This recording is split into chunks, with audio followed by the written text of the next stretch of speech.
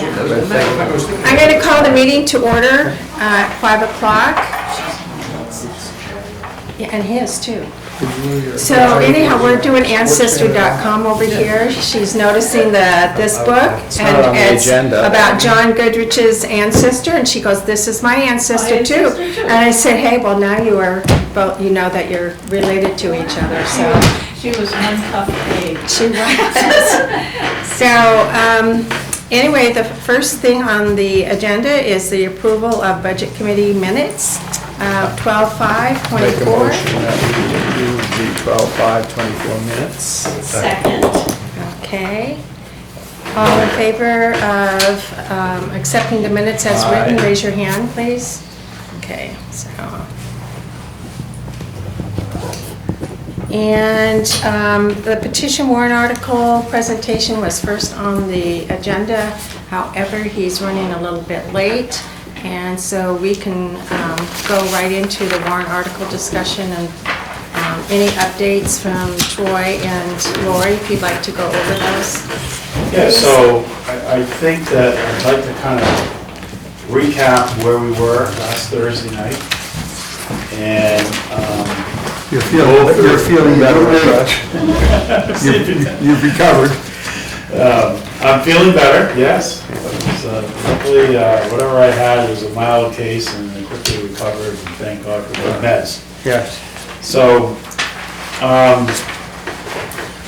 based on your review and comments that we were hearing last Thursday night was the bottom line, the operating budget, all the warrant articles, the overlay, the amount we use for the fund balance to reduce taxes, everything you do on the town side, the those petition warrant articles, was looking like a 9% something increase. And that seemed to be too much for the budget committee. So you tasked myself, Lori, and department heads to go back and take a look and see what we could do.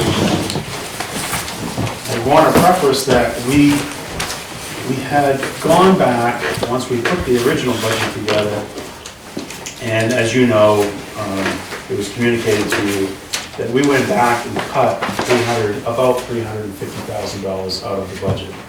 And we went back and looked at revenues, and I think we were able to recalculate our projections, and we were able to identify an extra $200,000 of revenue. So anytime you can identify new revenue, that reduces your cost or your tax effort. So going back, I'm very pleased this evening to report that we believe we've met what you've asked us to do. We've gotten there, and you know, and using many different tools. Okay, it's not just going in with the ruler and looking at every single line that we actually did do. Lori and I sat there and went down the spreadsheets, called up the department heads, said what's this. And we spent a lot of time doing that. It's very important to do that. But we had to manipulate stuff around and move stuff around, prioritize stuff. So first thing we did go right back to revenues again, because anytime I could find more revenues, it's going to help the bottom line. We weren't able to find much, but we did take a look at revenues as far as our investments. And so interest, you'll see that we've increased $5,000. The document, you're all looking at this document. Okay. Yes. Then we went into warrant articles.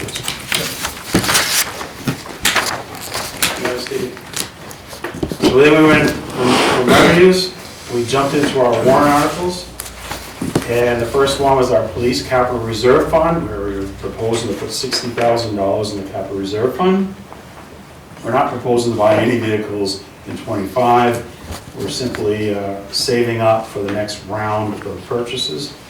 And we believe that we're taking a look at the fee structure we have for our special detail charges that are assessed when people use our cruisers for traffic control. And we think just this year, we can reduce that ask by $10,000. Next year, we fully anticipate that that amount will go back to $60,000. The fire needs assessment, when I went back and I took a look at some of the, previous warrant articles and that this town has approved, I was kind of under the understanding that we did not use our fund balance to fund a lot of the one-time cost items, but I was surprised that I really kind of missed that. There's been a lot of activity, and this town has supported that in the past. So I have changed that article from taxing people to using the unassigned fund balance. So that would be a $50,000 bottom line reduction. The public works guardrails, a couple things you saw this year. We were trying to start to address our infrastructure. Paving was up, I think $100,000. We were trying to get more work, more concentration on guardrails, and more work on sidewalks. But when we sat and took a look at infrastructure, our number one priority is paving. Paving's been very difficult post-COVID. The cost has gone up tremendously, and we just find ourselves paving less and less and less. So we didn't want to touch that article, but we thought we could, the two projects that we had lined up, scaling those back, doing more in-house labor, and we were comfortable reducing that warrant article by $25,000 this year. And with the sidewalks, I want to point out too, that with the guardrails, I do, and I think this board's might be in agreement, we have a lot of warrant articles in this town. And, my goal over the next 3 years is to try to reduce the need for warrant articles that I think should be operating budget expenses. And any highway department should have a line item for guardrails. It should have a line item for sidewalks, for paving. So, but I know that we're in an SB2 situation. We have to be very cautious over default and proposed budgets. So you have individual warrant articles asking for additional funds. There was an opportunity this year if we're going to start trying to fund guardrails, I had an opportunity this year to change it from a special warrant article to putting it back in the warrant in the operating budget. So that's what we've done. That warrant article has disappeared. It was originally asking for $50,000. It has now been reduced to $25,000 and it's been put in the operating budget.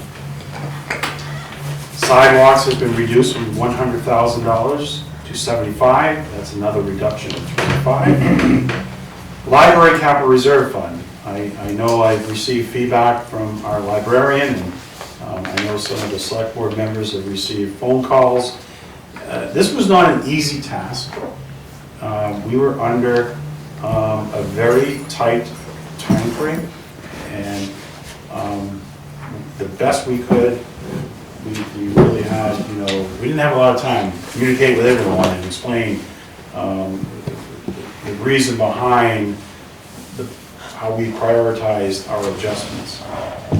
But what I did was take a look at the capital improvement plan that we have in place. I know that the library just recently changed out the entire heating system in the furnace and used other trust funds, not the capital reserve funds.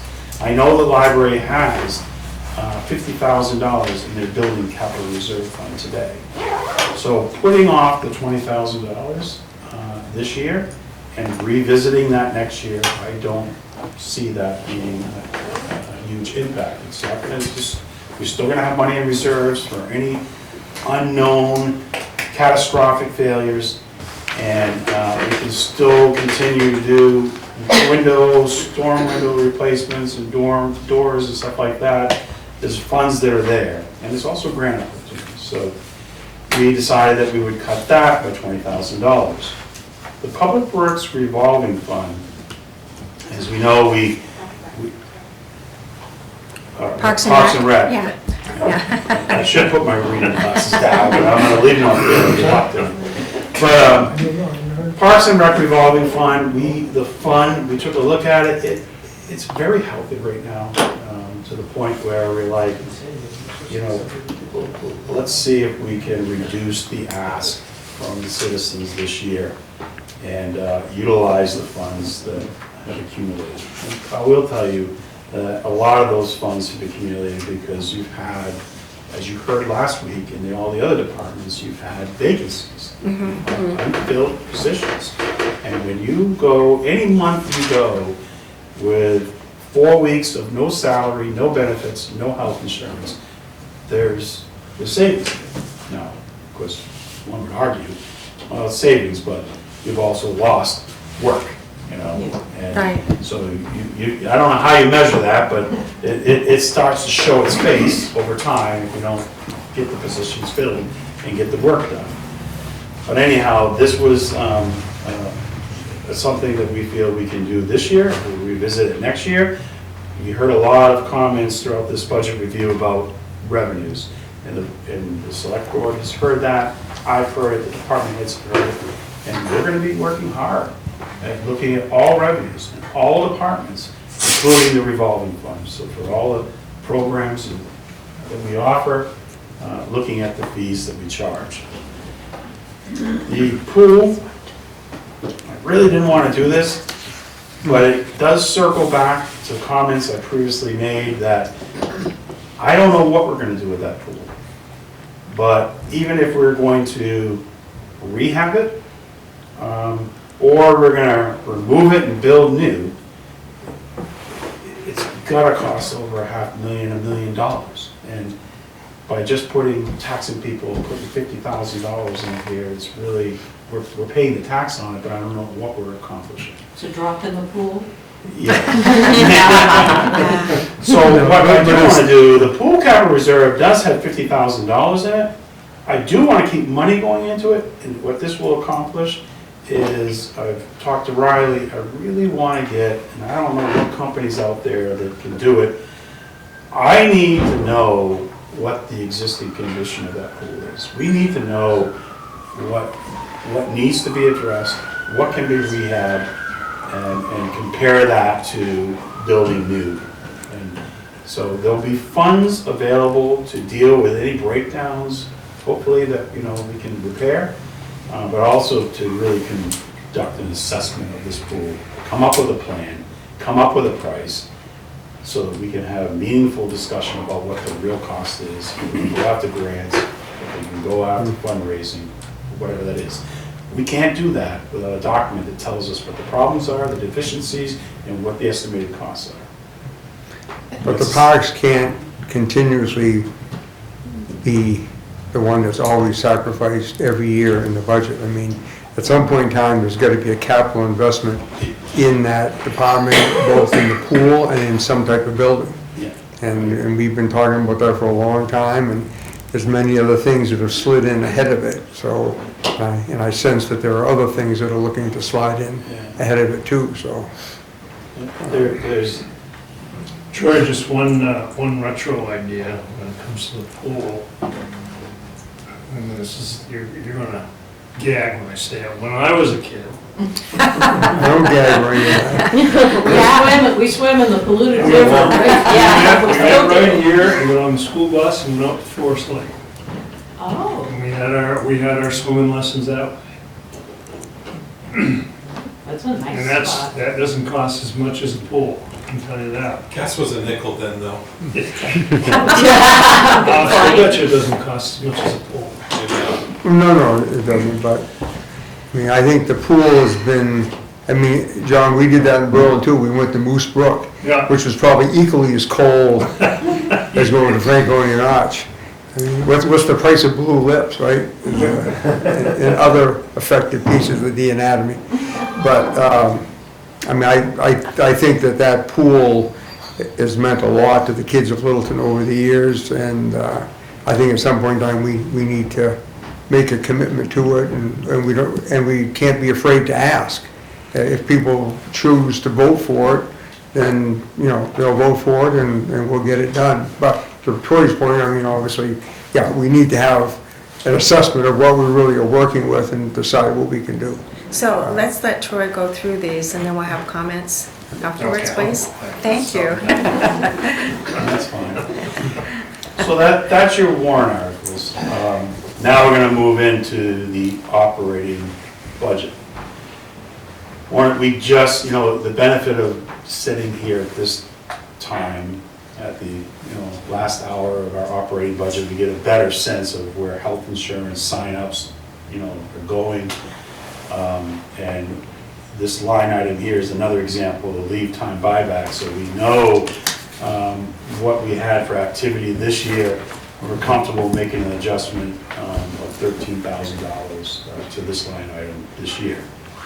In police department, $5,000 reduction. We were looking at heat, gas, part-time officers. Our police chief really felt that the part-time officer line, if we had to do a reduction, that line would be the best one to make the cut to. And health insurance, with fire, I'll do the two lines, fire and public works.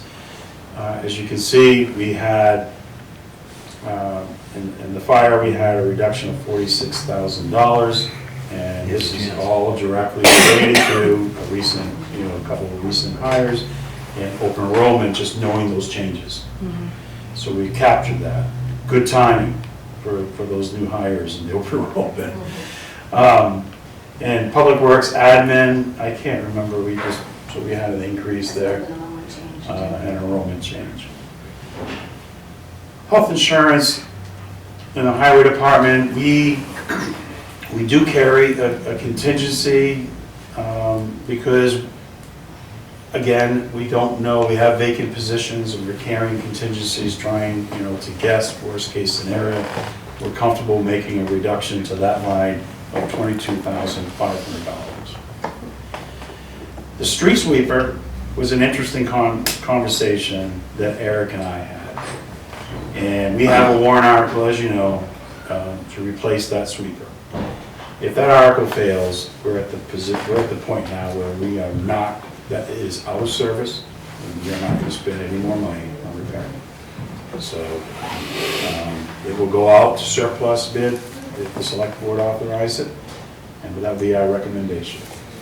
So we're reducing the cost that was estimated to repair it by $10,000.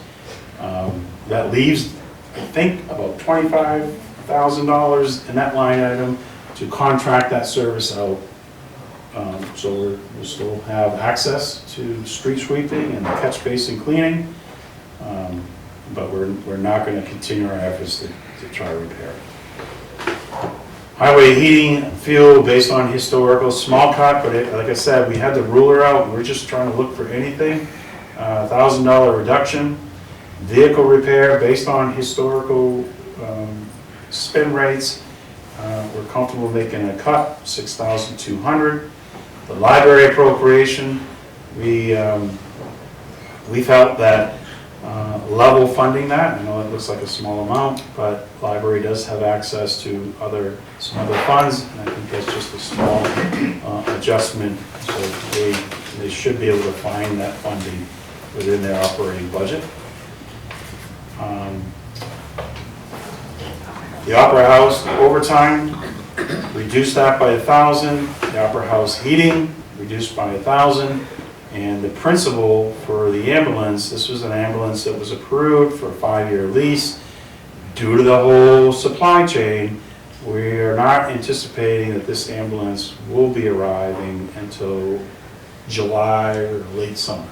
So when it arrives is when you structure the lease payments, and we can structure that to occur in 2026. That was what the plan was in 2025. So that will be paid for in 2026, and interest, so I guess those are two just go together, the interest on the ambulance, same thing. Okay. So that ends up being a total of reductions, and like I said, we get there a couple different ways, of $359,996. What that does, if it gets you to, Lori had put together a one-page, where is that one page? This one? Oh, you didn't do it for this? Oh. But, yeah, I think I wanted to kind of condense all of this stuff into one page, No, it's very. big picture, and Thank you. so you can understand what's going on. So I'll wait for Lori to come in. This too, Okay, good. Thank you.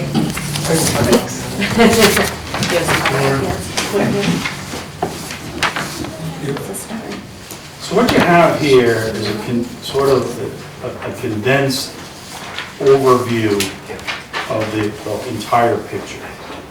And as you see at the top of the table, the first thing we capture is the operating budget as proposed with the cuts that we just discussed.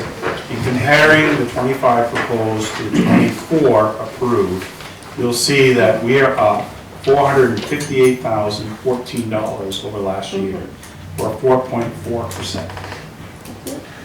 Okay? Then we look at our general fund revenues, and you'll see that our total revenues are budgeted, well, I'll just say that they've increased $198,842 over last year. And that's an increase of 5.33%.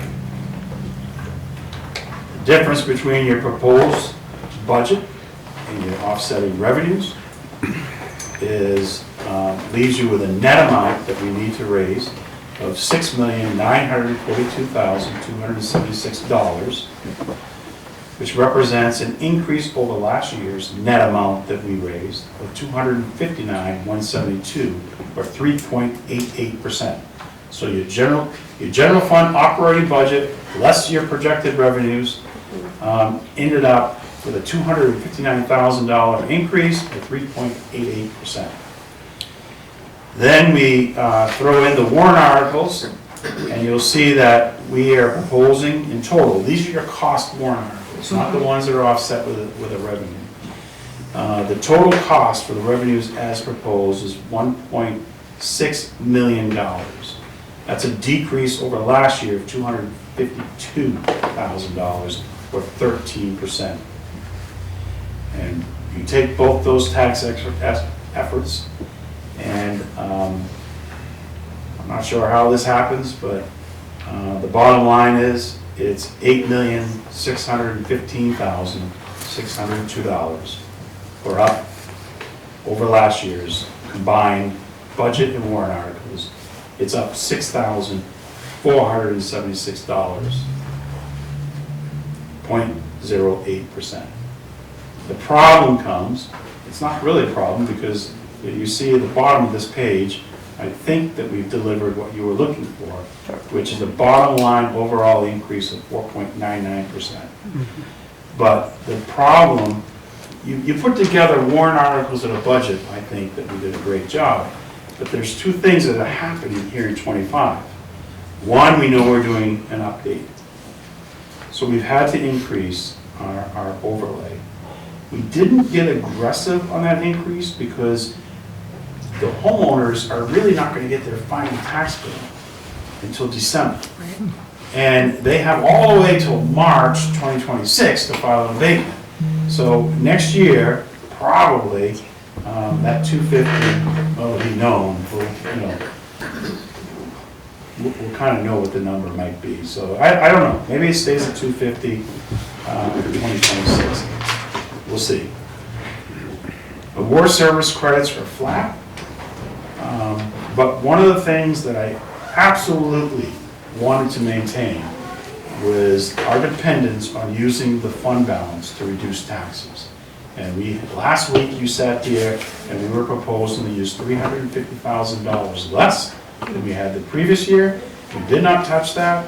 We're proposing to use $350,000 in 2025, which then, when you factor in all of those, it brings you to the net amount that we would do for a tax effort of $8,642,802. That's an increase overall, everything in, all your petition articles, everything, of $410,000, or 4.99%. And I think it's very important to point out that as we're trying to compare the tax rate, and I think it was a very smart thing we all agreed, let's not try to estimate what the tax valuation is in '25, because that's an impossible task. Let's just flatline it. But this does not calculate, it assumes absolutely no growth in your tax base in '25. It's just flat. We know we have growth. So I think that by the time you do your update next year, and, you know, we capture, I know we're gonna capture we're gonna correct the residential values, and that's gonna be significant. But we're also gonna be correcting the commercial values and the utilities. And I think, you know, we don't know where we're going, but my gut tells me that we're gonna reestablish our tax base in this town, and from that, we can start building our capital plans and our annual budgets. But are we We're gonna have to gonna, stay on top of it. We cannot ever let that equalization drop to the level that we've allowed it to do. well, I'm not sure there was any real way of avoiding that. I mean, that, you know, We could have done A statistical, We could have done a yeah, we statistical. could have avoided it. yeah, although some of those statistical ones in the past have seemed to have gotten us into more trouble than they got us out of, but I'm not sure that this next year that we're gonna actually, I mean, we're gonna have a change in values, but I'm not sure that we're gonna have any actual new taxable property of a significant value. Well, every year, there's always new activity. I mean, there's always gonna be activity, so you're gonna have growth in your tax base, whether it's significant or not, I don't know. One of the things that we had talked about was, when we went through the fire department, that new vehicle purchase, that replacing a 2017, 7-year-old vehicle. Anybody take a second look at that in terms of that real need? We looked at it. Again, as the chief is here, and he can explain about the condition of it. And I just want to remember you that we purchased that used, which is a little, I get it, I understand that, but usually a frontline emergency vehicle, it's not always a good practice to buy something used. It's your frontline emergency vehicle. The first thing is rolling. One of the first vehicles is rolling any time of the day throughout the year.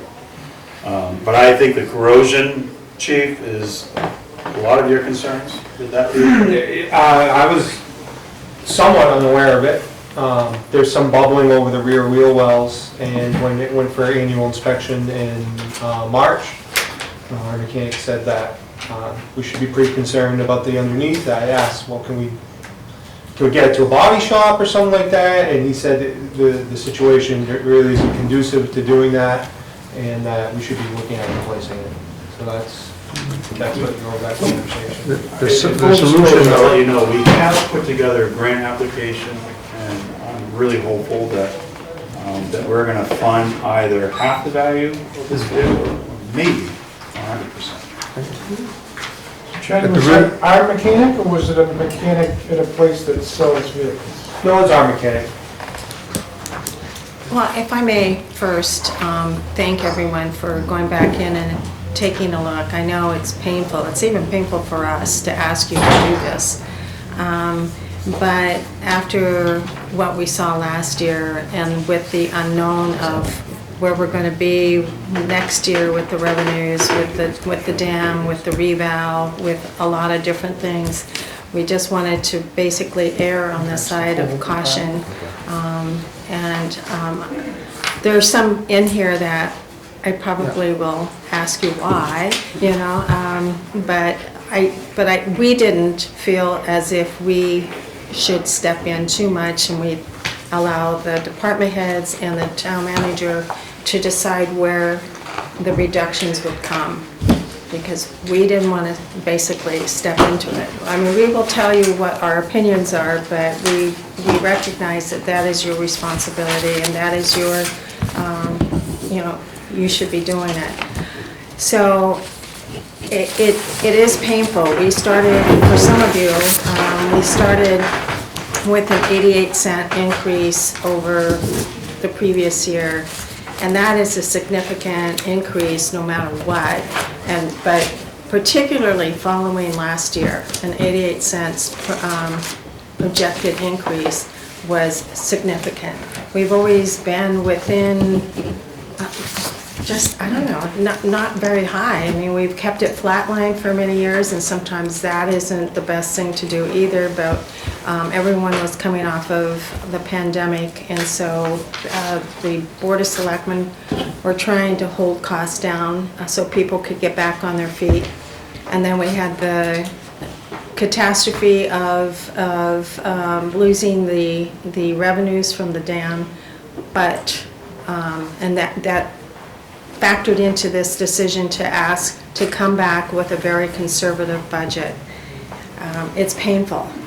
We know it's painful. I mean, I'm looking at the pool, I'm looking at the library, I'm looking at different things that, you know, you have steadily looked at your revenues and your expenses, and you try year after year to just keep moving forward, and this seems like it's stalling those efforts. So, but anyways, thank you for going back in and taking a look, and now I'll open the floor for discussion on the cuts. Well, I would like to say that I think this is a really good effort, and I would like to congratulate you and all of the other town employees for this. That was a lot of work in a short period of time, and a good result, I think. Thank you. John? I was taking notes as you were talking, so I have a few bullet points here. Okay. You had said, let's take some of these separate things as warrant articles, like the paving and the guardrails and whatnot, and put them into the budget. I would push back on that strictly because it gives the townspeople an opportunity to get a little bit more resolution on what they think the town should be spending money on, rather than just one, here's a $10 million budget, do you want this, should we spend this or not? I recognize having 36 warrant articles is somewhat of a problem, but I do think that that's a good thing for people to have an option for. Historically, the cruiser reserve fund was 50,000, and are we saying we're dropping it to 40, or was it going to be increased to 60 and we held that increase down? It was going to be increased this year to 60 to reflect added cost of purchasing and fit up. We're just rolling it back to the 50 that it was previously. Gotcha, okay, I missed that, sorry. You had said that there's the Park and Rec revolving fund is healthy, very healthy. How much is in that fund? 220,000 is the fund balance right now. 220? And they're asking for 560, right? I want to say 565, something like that. Okay. So they have, if they're asking for exactly what their operation budget is, they're at 6 months reserve right now. Would that be a fair statement? They haven't finished the year yet. They still have expenses for December. It's just, as of today, when you run the report, it's 220,000. So we believe they can comfortably handle 45,000 out of fund balance to help cover their expenses next year. I see. Okay, cool. Thank you. And this is going to be a little bit more contentious than the other three comments. Asking for a new street sweeper, what, 2-3 years ago, fairly recently, was over 200,000, and now we're saying we don't need it at all. I would think that, I'm surprised to hear that we're not going to put any more repair into it. It's in It's here. in the warrant. It's in here. Misunderstood. There's a warrant article for a brand new speech. But if it fails, we need to have money in the operating budget in case we have the to rental. rent or get the service for it. Right. So it's still a warrant article. Thank you. I did misunderstand. Yeah, there's, Thank And you. they're taking out the money for the They've been maintenance spending money on that it. they've been throwing down a rat hole. so at some point in time, you gotta put the brakes on it. Yeah. And if we're not gonna get a new one, then we're gonna be contracting it out, and I just, I'm talking with Eric, and the tool is, you heard the presentation. Yeah. Yeah. And it was a great presentation, and that thing's used more than just cleaning the streets. So I have a question. We've put away 50,000 2 years in a row for public works. So we have 100,000 in that fund. and we're not drawing anything from that in this year. Do you have a specific reason for not doing so, or do you have a specific use for those monies? Because we've been talking about you can't save up when something is, yeah. So, being on the job 3 months, knowing highway departments, kind of walking through the facility and seeing the equipment we have, it's very important that you always try to maintain about $100,000 just for those vehicles that just fail. I mean, we've got some older vehicles. And so I intentionally did not want to touch the $100,000 that we have in there. I really like to drive the 2 vehicles that we have, one vehicle, trying to at least purchase that, and knowing that going forward, you know, once we take a look at the CIP plan this year, see if it makes more sense to lease purchase stuff and get the equipment we need. But I'm such a big proponent of lease purchasing, and I was taught this by many budget committee members and select board members who are really astute businessmen. And they always say run government like a business. We all know we struggle with that, we can't. But one of the things that really stuck to me was, you know, businesses don't always lay out cash for capital. They finance that, and they want the best equipment they can. It's going to be reliable, and they spread that cost out. Taxpayers, you know, I can sit here and tax you. I need a grader. It's like almost 30 years old, and I can start taxing you every single year to put the money in the bank. And you know, 8 years from now, maybe you've moved and gone away, and I finally get the grader. So it's almost like I can tax people for something I want to buy someday way down the road, or if we really need it, I'll tax you today and have that piece of equipment in service, providing service to you. That's the model I like to follow. Well, the reason why I was asking about that, sorry, John. The reason why I was asking about that, it was just because we decreased the amount for the guardrails and the sidewalks, and I was wondering if, you know, not to use the 100,000 up, but maybe to augment some of that, but that's okay, I understand the reasoning. The guardrails and sidewalks, they'll be back next year somehow. Okay. We're gonna, John? make that happen. Yeah, so John and I often agree, but the one point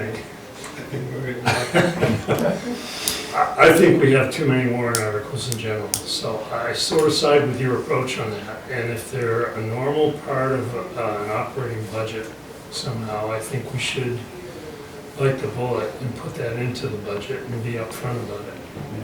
So. Yeah, I just look at, I do look at highway as, you know, every department has its function. And one of the primary purpose of your highway department is maintain your roads. And, you know, part of that maintenance is guardrails, sidewalks, paving, patching, culverts. And that's the cost of operating the department. It's no different than the fire department needing to buy fire hose and the police department needing to buy bullets. And there shouldn't be warrant articles out there. Those are operating costs. Those one-time capital needs, when we need to change out the weapons for all the police officers, and it costs, you know, $125,000. Those should be warrant articles. To see if the citizens want to upgrade the weapons that our police officers are using. Or radios. Or radios. Any other comments? So Roger? Lori, how many vehicles are we paying on now that were purchased in the past, that we're still paying on? The debt, Yeah, as far as I know that some of the 10-wheelers we have were restoring. So some are paid off and some aren't. Yeah, I just want to know how many we're still paying on, because, you know, really, Well, I was wondering about there's got that to be a too. number that we can sustain and a number that we can't. John? I've been a proponent of capital reserve funds overall in the past, but I agree with you on the transient population. They paid taxes and got zero services for their taxes. But I maybe would- getting something that someone paid for 10 years ago. But yeah. Yeah, true. I mean, It's all that's- Possibly, yes. Yeah. In all fairness, I'm sorry to interrupt, you need to have a plan. And you're either gonna finance with cash, so that the people that have been saving for the last 50 years, you benefit from, you keep that ball rolling. Or you lease purchasing. But you can't flip-flop. And right now, my reserves aren't healthy to buy anything in cash. I don't have it. The fire department's got a ladder truck coming here someday soon. And it's over $1 million, and there's no money in the bank for it. There's more dump trucks, there's more grader. There's no money in the bank for it. So I think we have to change our approach to financing. I would argue, since I got interrupted, I would argue to do the lease purchase, so you get out of payments on that thing. So let's say it's your expected 5-year lifespan, then you do a lease purchase of a term no greater than 3, and you get above water for a little bit before you have to dive back under again on the debt. That'd be my recommendation. Lori? So we're paying on a Pierce fire truck as under a lease purchase, and we're also paying on a highway dump plow truck on a debt, borrowing long-term debt payment. So there's just 2 vehicles. Or just a fire truck. Fire truck, the outstanding, Yeah, but what's the annual payment? it's about 94,000 with interest this year. 100, I always want- 100,000.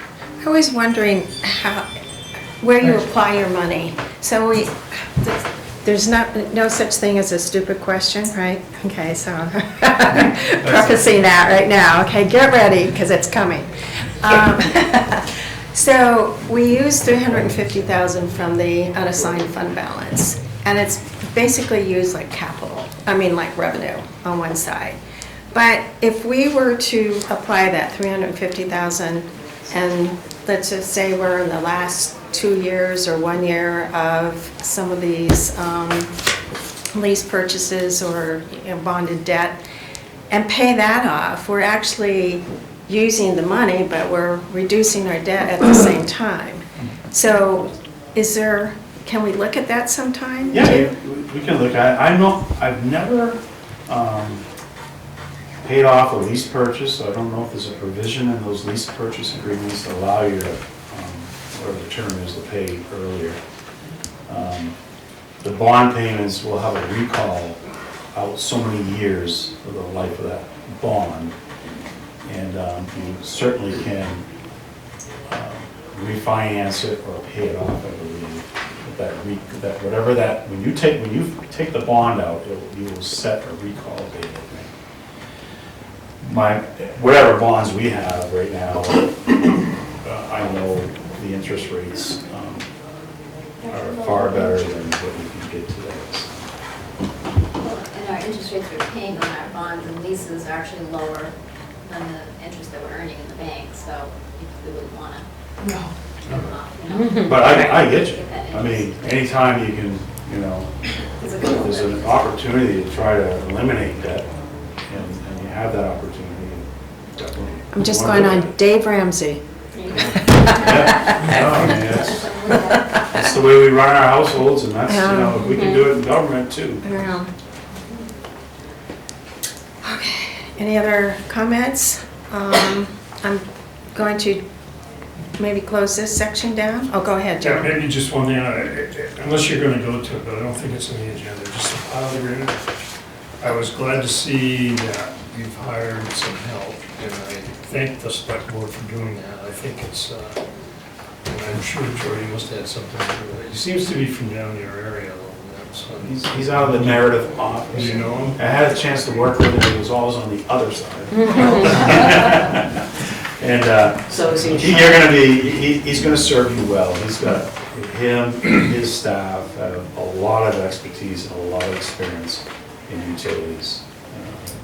Fighting the abatements, negotiating settlements, he's been there. So, It's good. Very impressive to talk to. He's Yeah. Agreed, it was very impressive. Before we close this section, because we have Peter here and we're going to go to a petition warrant article presentation, but before we go to Peter, do you have any comments from the department heads or just anyone else? Go ahead. Excuse me. I just would like to speak for the library.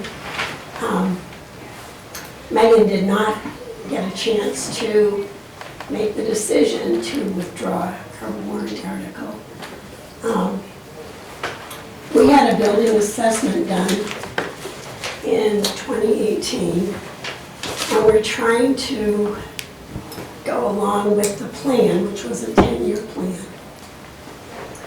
We've had some, not pebbles, boulders thrown in our way from time to time. Our furnace did die about 6 weeks ago.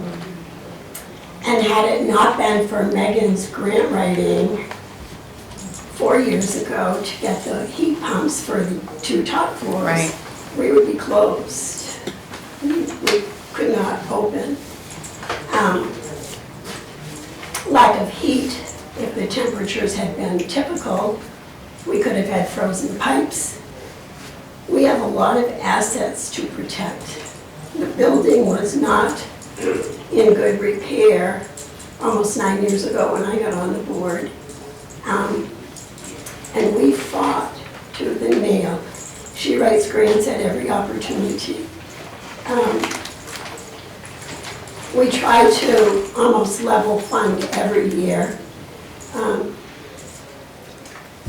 So we were planning on the furnace in another couple of years.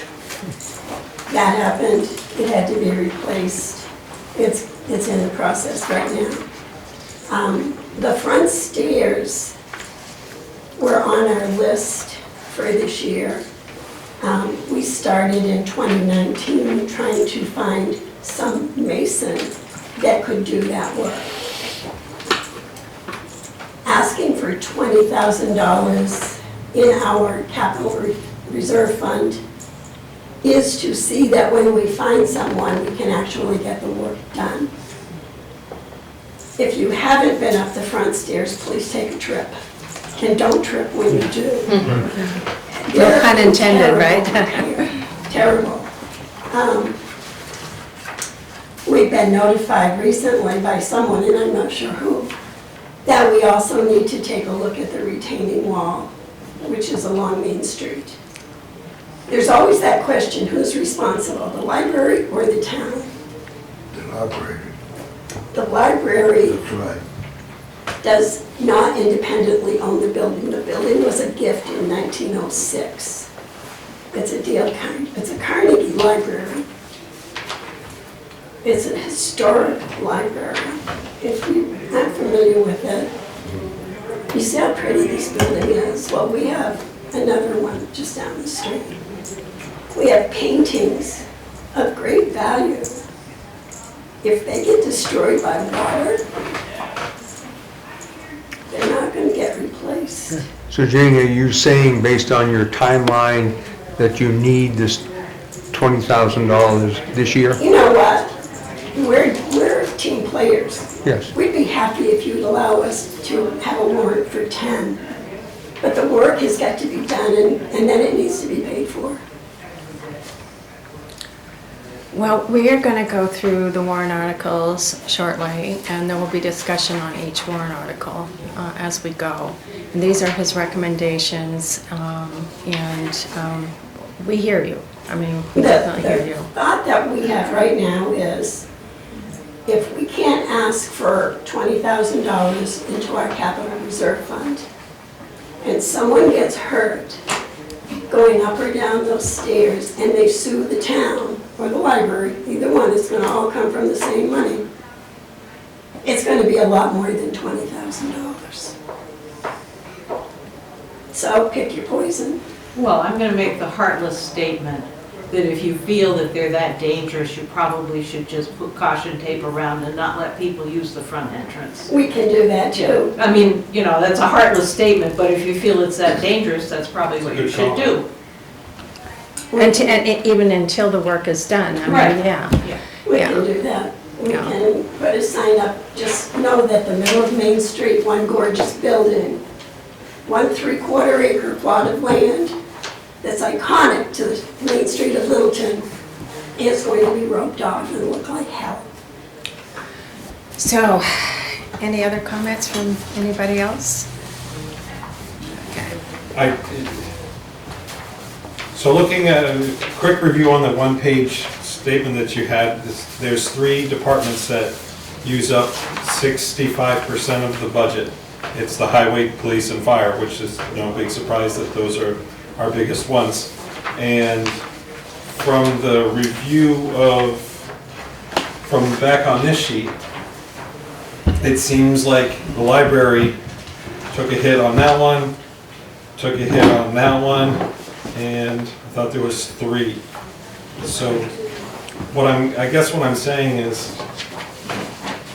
we're chasing the pennies and leaving the dollars on the table. So that's the reason why I'm kind of basically saying at this point, we're going to close it.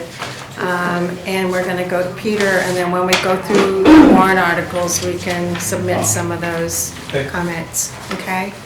Am I free to go? Yes, you are. Thanks for coming in. Chad, can we wait? I just wanted to, well, it just is time with John's comment. We made a lot of cuts already. So what's on that list, you haven't seen the cuts, the first round of cuts that were made.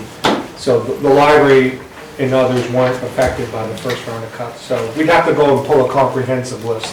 What you saw was the list, the difference from the budget you saw last Thursday to today. And those were the cuts the town manager recommended. That's fair. I'm going to close it now because we could really get into a lot of conversation. Peter, would you like to join us somewhere, maybe at the end there? And talk to us about, last year, I think we left it that, while a lot of us support the flowers on Main Street and feel that they add a certain element to our Main Street, we were also thinking about the budget overall and looking to see if there was any fundraising to offset some of these, some of the expense that you were asking for. Yes, the answer is yes. Last year, first of all, I'm Peter Cooper. I'm on the board of the Chamber of Commerce, and my specialty there, one of the things is hanging flowers. So last year, the Bolton nurseries retired for the year, and we had new suppliers, so with our cost for the flowers themselves doubled. Also, our George Dimmick, who had faithfully done the watering all summer long, finally got burned out, and he could go on. So we had to find watering people as well. So our cost went up substantially. Initially, the budget committee was supportive, but later, when they totaled up all of the damage from everybody, they had changed their mind. We basically changed course, and we said, well, we're going to just hang flowers on Main Street only, not the lower streets. So that cut the number from 76 down to 46. And furthermore, we were going to raise money from businesses and individuals and ask for the same dollar amount as the previous year, $19,411. And with the threat of not having the flowers at all, which was that raised a lot of concerns, so we got commitments from 31 businesses and individuals, and enough money together with the 19,000 to do the flowers again. So and the selectmen, in fact, because we were changing our course of action, the selectmen had another meeting later in the season where they were able to change their recommendation, but the budget committee did not have another meeting, so they went on the ballot as not recommending, and the selectmen would recommend the lower amount and the fundraising, additional fundraising from businesses. So this year, we figured we'd try to do the same thing with less drama. So we're just asking for the same amount as the last 2 years, and we are going to raise money from businesses and individuals. So we have our website set up now for folks to commit money or give money. We decided just to do rather than get commitments and then wait until after March to actually collect the commitments, we said, we're probably gonna be okay in March, let's just do it in one pass. People like it, pay for it now.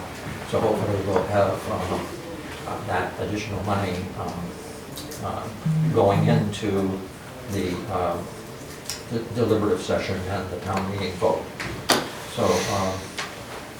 So to clarify, Peter, this will allow you to do Main Street and just Main Street? Correct. Correct. That's correct. And are you saying too that the cost has increased more than what you're asking for, or? No, what we're asking for is the same amount that we asked for Right, last year but- and the year before. But has the cost increased? I know you're asking for the same amount, but has the cost increased beyond that amount? Well, the two, Yeah, the that's why they flowers, got the fundraised. flowers are at about double what they were with the Goose Houghton scheme. That doubling, however, we got only 2 bids out of 6 nurseries, only got 2 that were even interested at all, and they both bid about the same amount of money, so we thought we had fair numbers.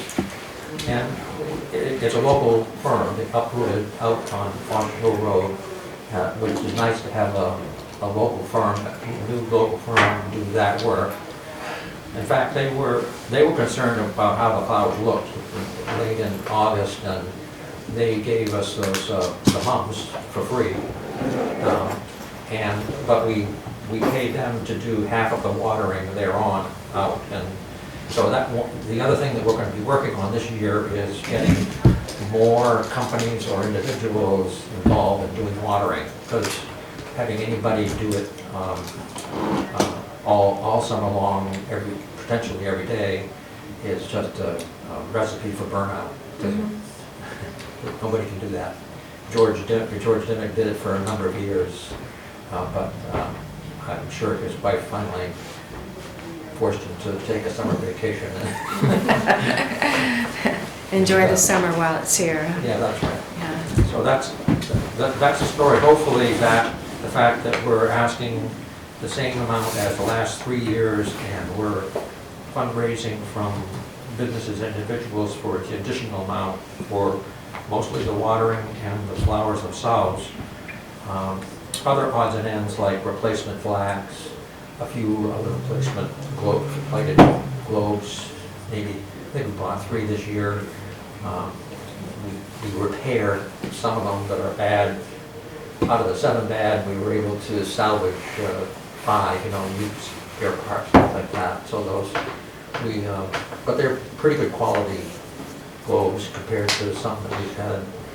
So that's, those are minor items, however. The big thing is the flowers and the watering.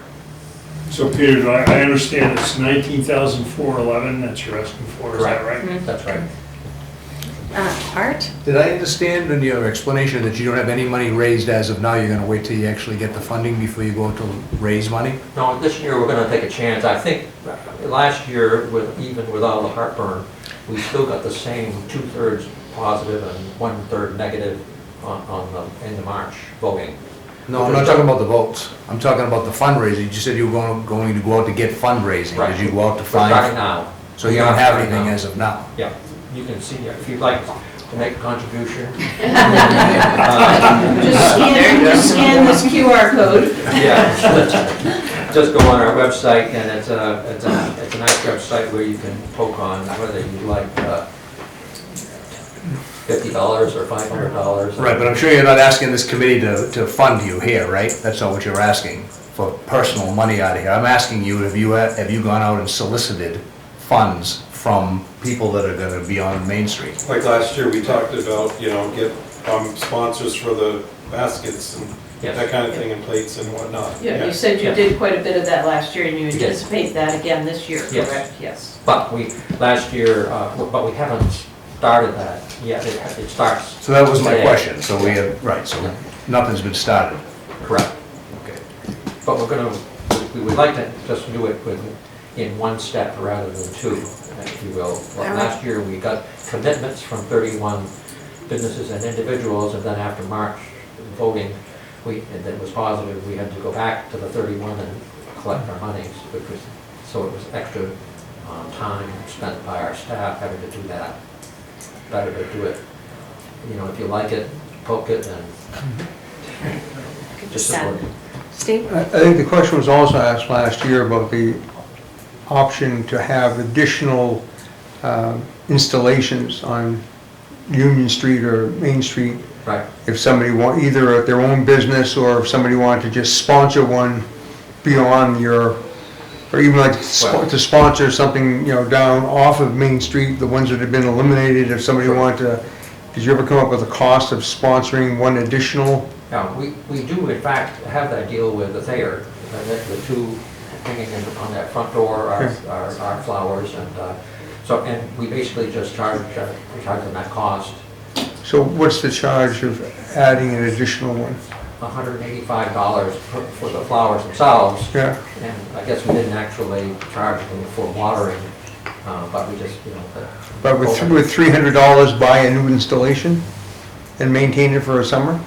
No, not maintain it. We have to we should figure out Watering. watering Take your whole- costs as much as the flowers themselves. Okay. Take your whole budget, divide it by the number of pots, and Yeah. Yeah, so would $400 buy a new installation? For what, two or one? One.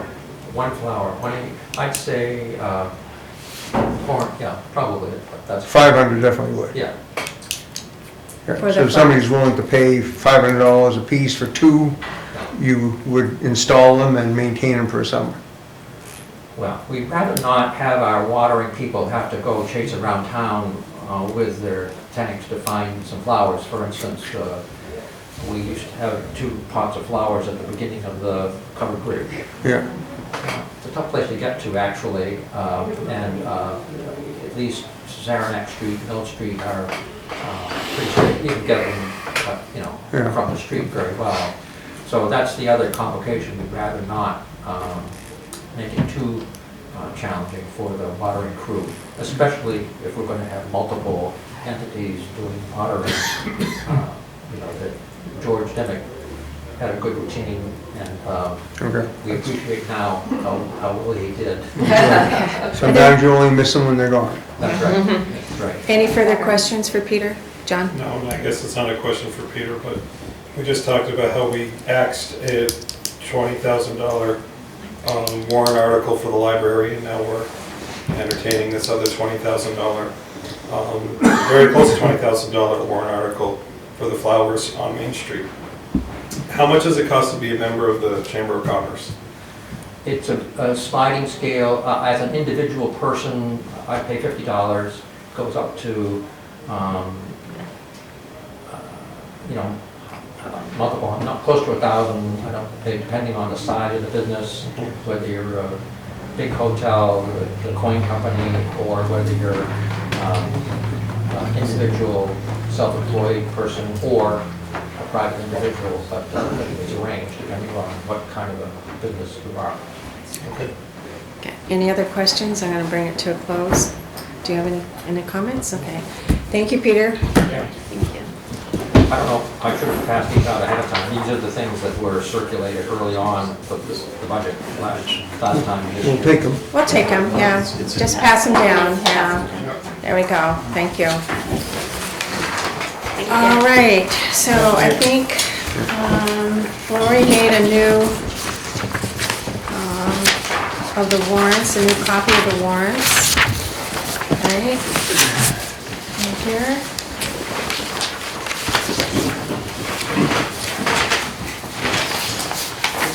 I did happen to notice a typo on Article 5. It says estimated tax impact 2026, it says 2023. Obviously, it's not 2023, it's something other than that. Yes. I appreciate that. I'm a born proofreader. 2030. Some of the other areas that we had asked them to address is to have about the estimated tax impact on 2025. It had none, but it didn't go on and say that there would be a tax impact in 2026. Article 5, 6, and 7 have been, she's written things in there, and also about water and light, the user fees will offset the bond payments on that. So she's made the changes to 5, 6, and 7. So I think the next one that we go to is the general fund operating budget, number 8.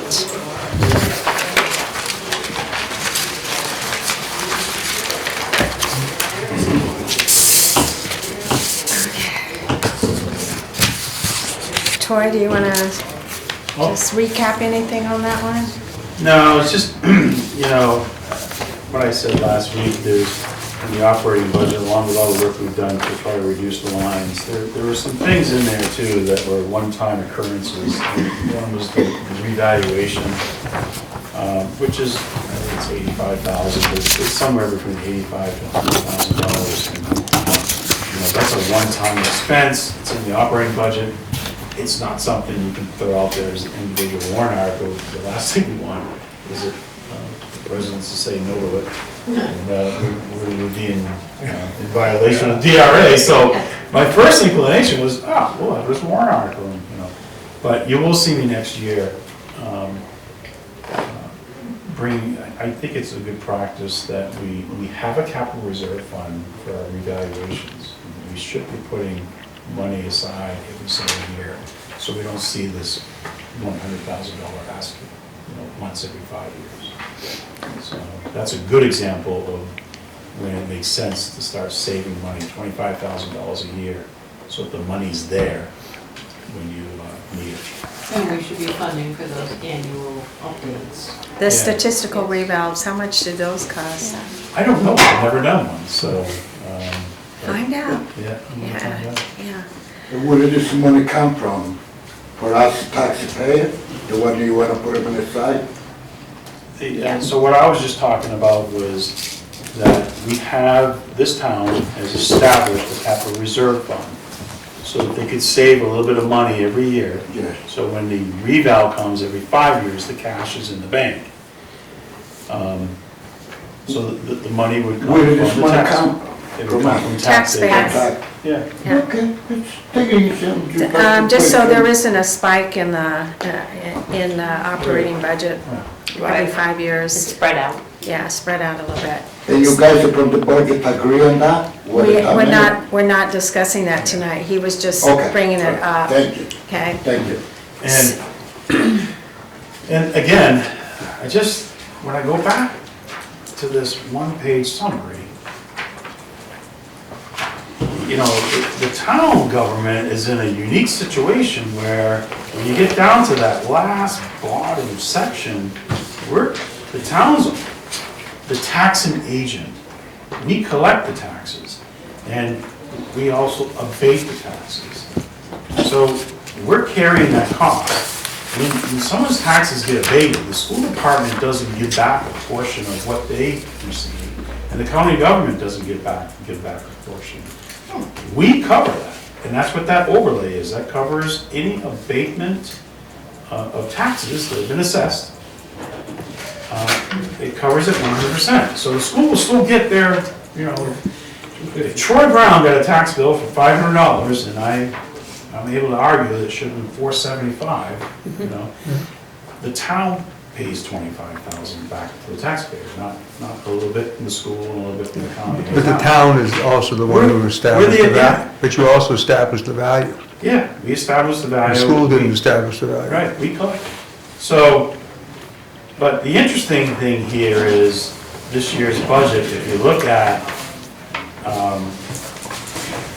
reducing ourselves off that fund balance, reducing that from 700,000 to 350,000, that tax impact, I believe, Lori, we had seen somewhere, it was about 40 cents. And if we weren't making that correction this year, I think the bottom line tax impact would be 7 cents. So there's some things in this proposed budget. I mean, this warrant article, I'm sorry, I'm jumping on it. The warrant article you got before you use the operating budget, but I still keep coming back to the whole picture. Well, I know that, now that I know that you can change the MS1 in October, you know, certain things you can adjust down if you certainly. No. No, yeah, yeah. But isn't this the first year that we've actually anticipated the use of fund balance? In previous years, wasn't the fund balance always? Kind of came at the end, yeah. At the end, so I mean, last year, we didn't anticipate $700,000 in use of fund balance in establishing our budget for last year, did we, Lori? No, we anticipated using enough to bring it down $1, because we had presented, I think, over $2 increase, and we said, well, we could probably safely use fund balance to bring it down to $1. Right, but we didn't. But that was after, that was We in didn't have it in the October. budget, though. That was when we were in this, at this time. Right, Yeah. as But we an, didn't put it on the sheet. that's right, not, I don't want to say it was an inducement, so to speak, but I mean, but when we were approving a $2 tax rate, Right. we were anticipating we were going to be able to offset that ultimately. $1, Yeah, this is the first year, I think, that we've actually computed it into the tax rate. So last year at this time, we were at $2.06 increase on the tax rate. I saw a PowerPoint slide, and I believe, I wanted to bring that today, but I mean, yeah, you Yeah. got a $2 increase last year. And that was the reason why, no kidding, Troy, but that was the reason why this year, the committee decided to ask that as you are beginning to establish and go through your new budget, proposed budget, that you try to come in from 3 to 5%. Because we were the only ones in the town having a heart attack last year, because it was a $2 increase on the town side and a $2 increase on the school side, plus a potential of $4.17 if a new school went through. So we were looking at a potential catastrophe of $8 on the tax rate. So that is the reason why.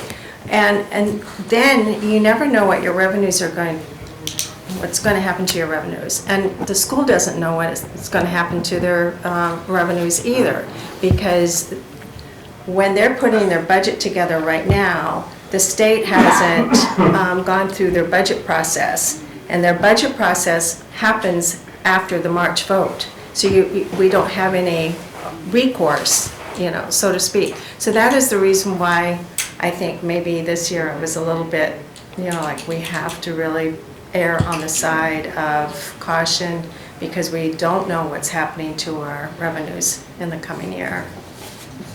So, all right, so right now, with the changes on Article 8, last week it was going to be 11,005,000, and with the changes, it's now at $10,875,119.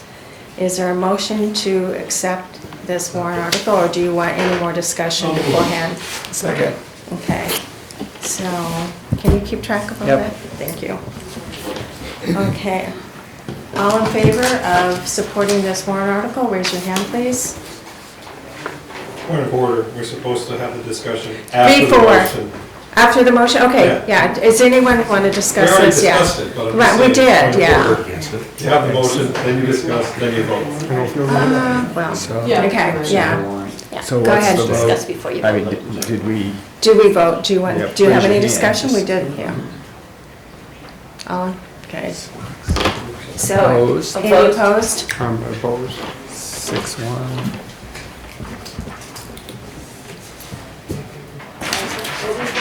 6-1. 6-1. 6-1.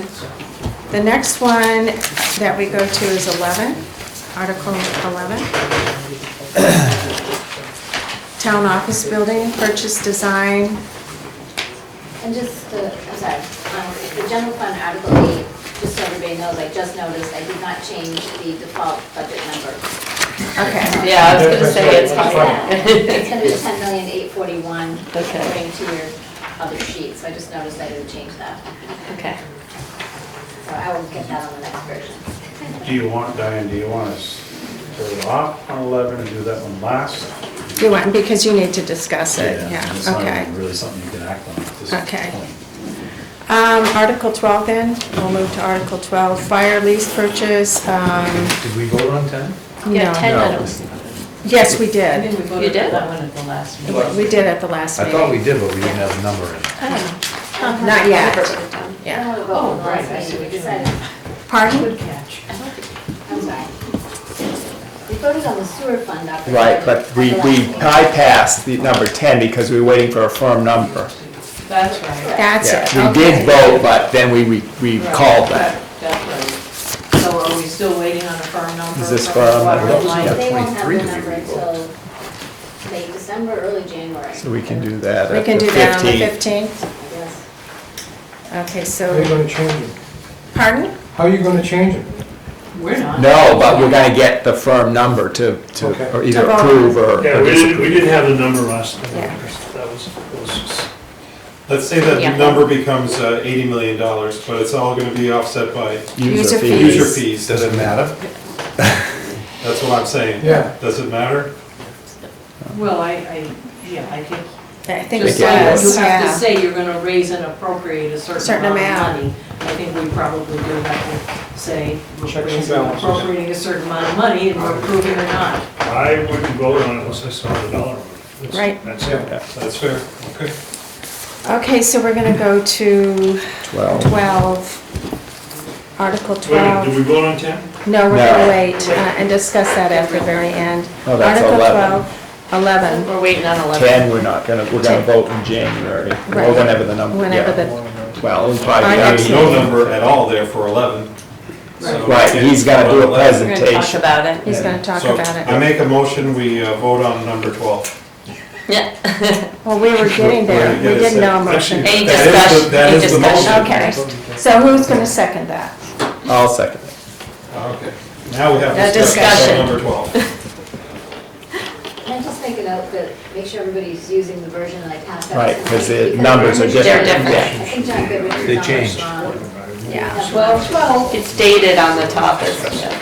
I move that we You're vote gonna on be it. confused. if Yeah, you- that's what you Discuss the do. vote. I don't think that's right. I don't think it's right, I think it's the discussion first. Yeah, And then and- once you make a Yeah. motion, you have to stop discussion. You can't And have vote. discussion. Actually, Diane, I don't think that's right. I think Okay. his motion is not quite right. The Okay, motion should be, motion I to move it I move Article 12 is written. as For example, written, we're gonna okay. spend this money, and Yeah. somebody seconds it. And then we have we have a discussion, okay. So we know we're all Before the talking vote. about number Yeah, 12. yes. But you just said, let's talk about number 12. You didn't I'm say, let's saying- support it. All right. That's true. I move that we vote on it. Well, Okay, you move Article 12. Yes. So that's Yes. John and then Dan, Yes, right? right. Discussion. Any I discussion? think it helps keep it flat, we should keep doing it.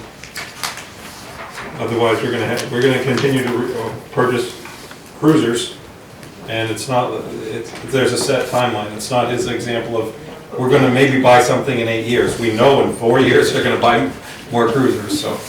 The problem is the $50,000 isn't covering the price of a new cruiser.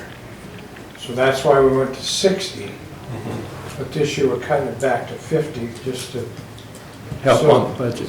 hopefully next year we'll go back to 60. And then we'll only be 10 shy in 4 years. Yeah, I mean, yeah, it'll be closer to what we need.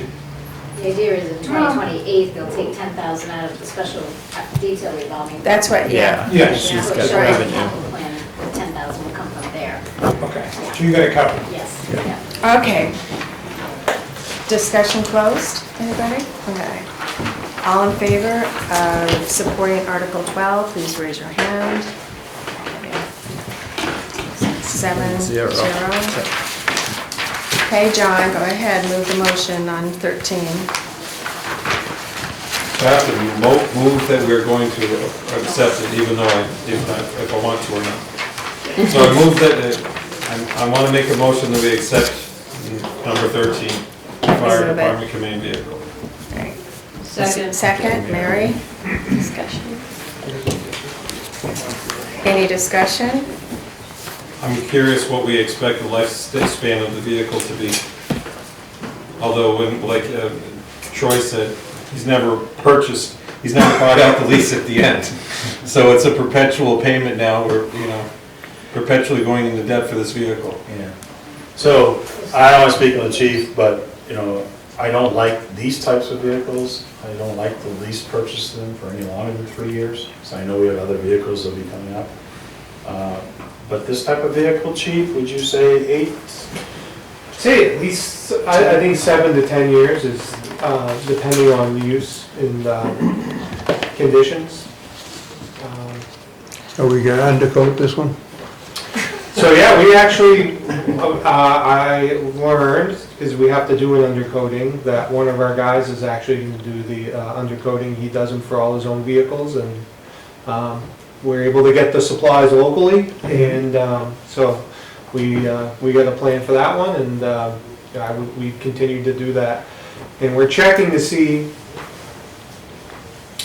what type of refresh may be appropriate on some of our other apparatus. For an undercoat, we have to be careful because some of it's under warranty and there can be warranty issues if you apply other products, but What product are you using? How is it?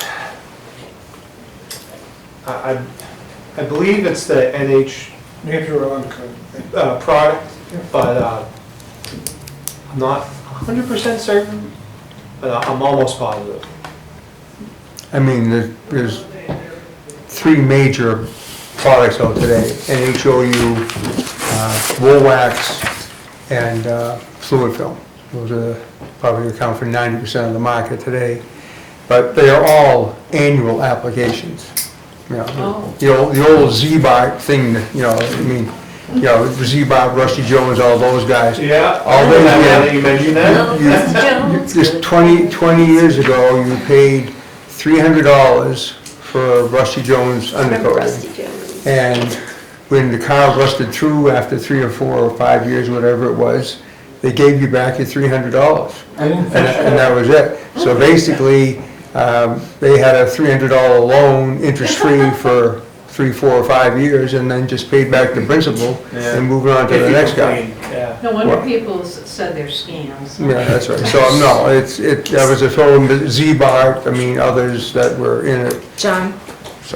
So my question is, it's not apparent by this article that this is a replacement, or it's a very new vehicle, or it's just a brand new vehicle. Which is it? It's to replace the vehicle I drive. I just want to be sure of that. So what's going to happen to the vehicle you drive now? It's not going to be given to someone else that we're going to replace in a couple of years? It's not going to stay in the fire department. It's not going to stay in it? It'll be up to the select board what happens with it. So it will not remain in the fire department? Correct, yeah. John? Is that the vehicle we're saying is completely worthless at this point because it's rusting out?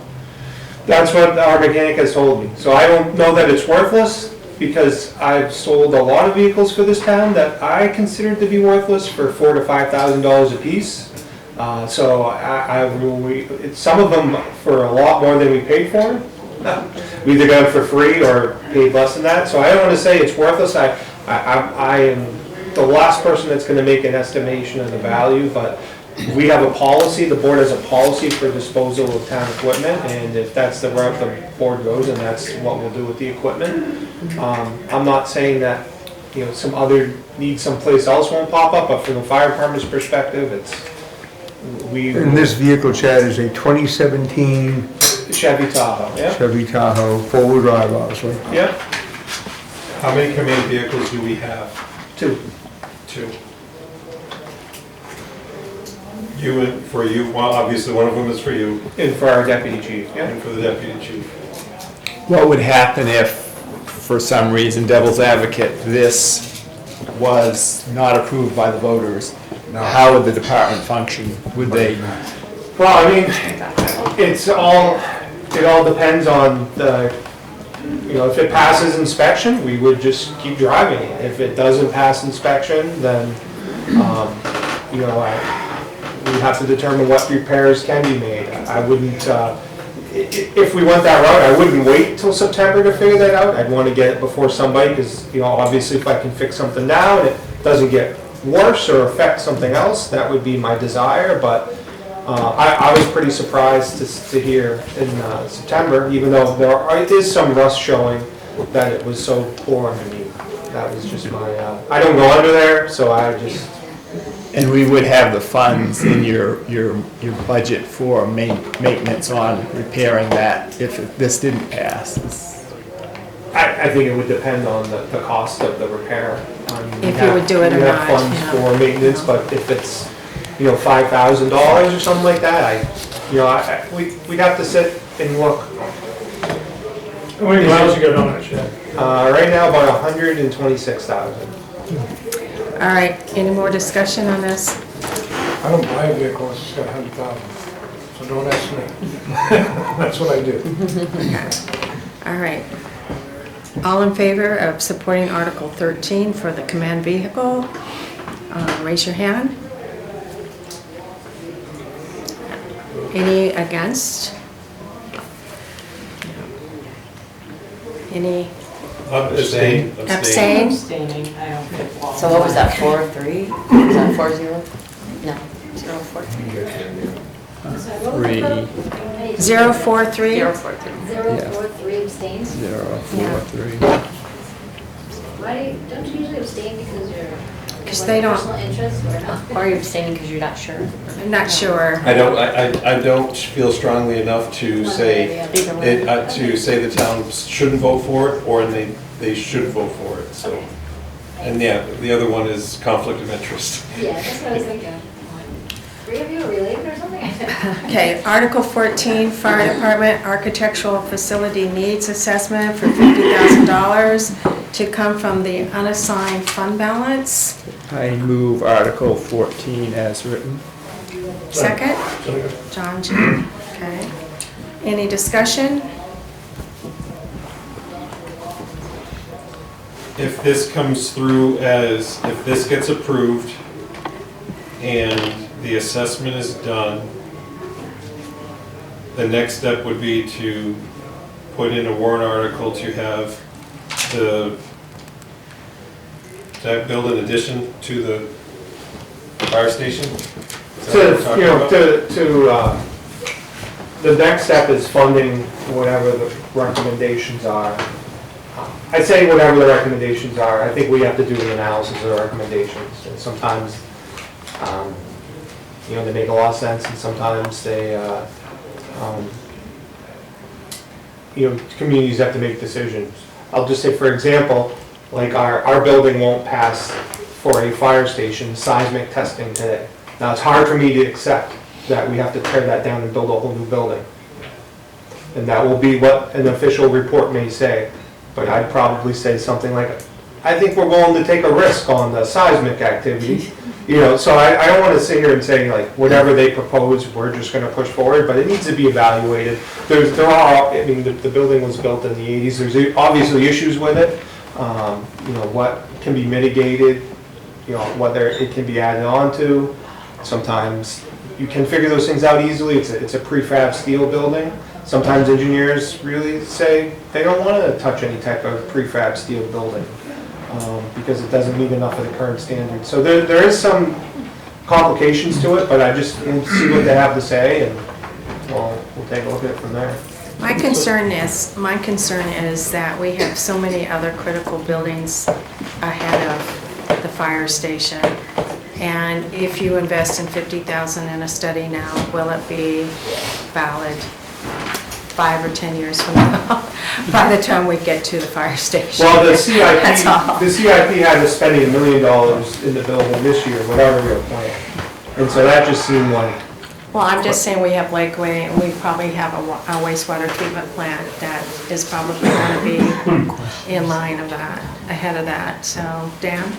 Chad, now, do you and your staff see any immediate deficiencies in the building that impede your everyday there is a bubble of activities? water on my wall that showed up overnight behind the paint. You know, the windows are not able to be properly mounted in the building because it's a steel building and they're odd shaped, and I'm not a construction person, but even when we've had window professionals come to look at replacing the windows, they walked away from it and said, no dice. So that's just one example. We have done some upgrades. The boiler is fairly new. It is, I'd say new. It's probably 5 years old. So there have been some upgrades on the building. It's not like it's been completely ignored, but not very many updates have been done. And there's certainly some challenges. So One of the other things that you mentioned earlier was hazmat, being able to keep your apparatus and your apparel separate after you've responded to a site with hazardous materials. And So- so that's part of it. yeah, so part of it, decon, so our turnout gear right now, under state law, we have a presumed cancer diagnosis. The town has to follow through on certain obligations, so if one of the firefighters is diagnosed with cancer, it's presumed to be on the job.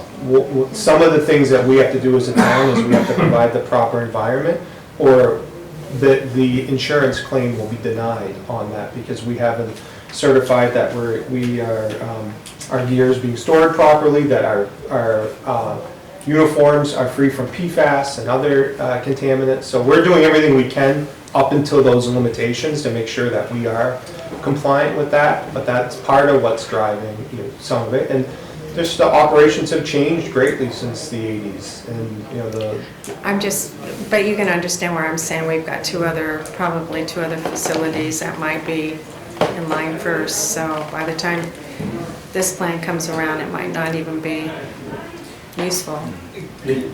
Question right to the point, what is the timeline? If we have this study done, do we have any idea what the timeline is to implement those recommendations? Let's say that everyone in town management agrees that these are the right things to do. Do you have any idea how long it's going to take to implement those changes from this year? Because let's say it gets approved and it's done this year.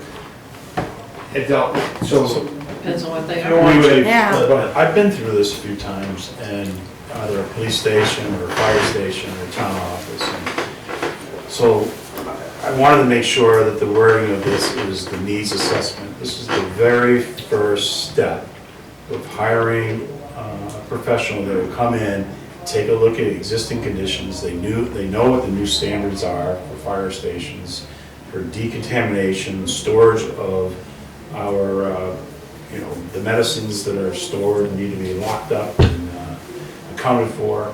There's so much that has changed in the operation of fire stations today than that they were back in 1980 and 1970s, because there's a lot of stations that are still operating in those 1950, 1970 buildings.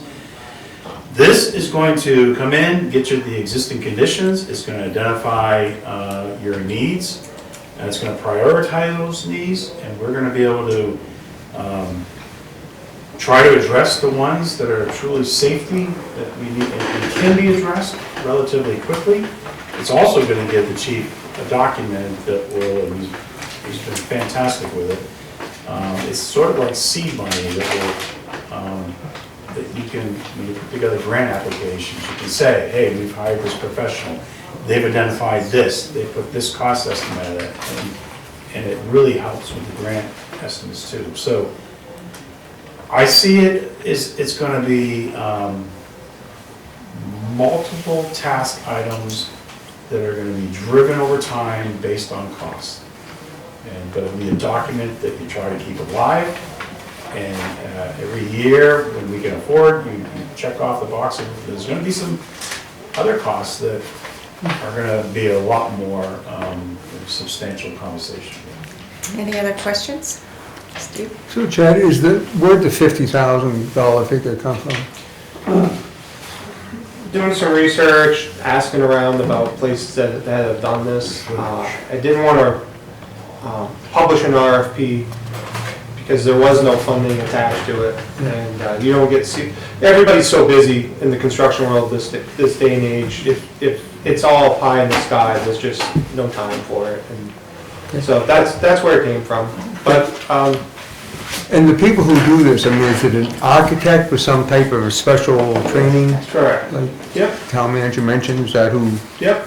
But that's where it starts, with an architect, then you have to bring an engineering firm in after to actually put the nuts and bolts, no pun intended, together. And Yeah, yep, so depending on the different systems that are involved and whatnot, yep. I think it makes sense. I just wanted to say something. Sure. It was pointed out earlier by this lady here, the library is operating off a similar plan, evaluation that was done on the library in 2017, I believe she said. I've read through that, and I've worked with Megan on the updates that have been done to the library. So when the question was asked about the timeline, it's, to this day, moving forward, it's a place to start, really. It's a blueprint, it's something to work off of versus. And that's fair. We're reeling from the school side, where they've done engineering studies for new Lakeway, like 20 times. at least 5 times. Right. And so we're $750,000 into not having a school that we've had drawn up plans of things that never come to fruition. So that's the purpose of my asking, and I bet it's your asking too. So but it's a good point about the grant writing and needing to know where we are, so. Okay, so discussion is closed. Can we take a vote on that? All in favor of supporting Article 14, raise your hand, please. 1, 2, 3, 4, 5. Any opposed? So 5-2-0.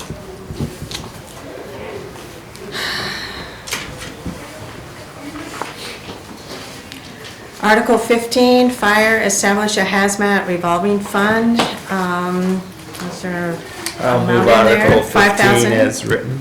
Yeah.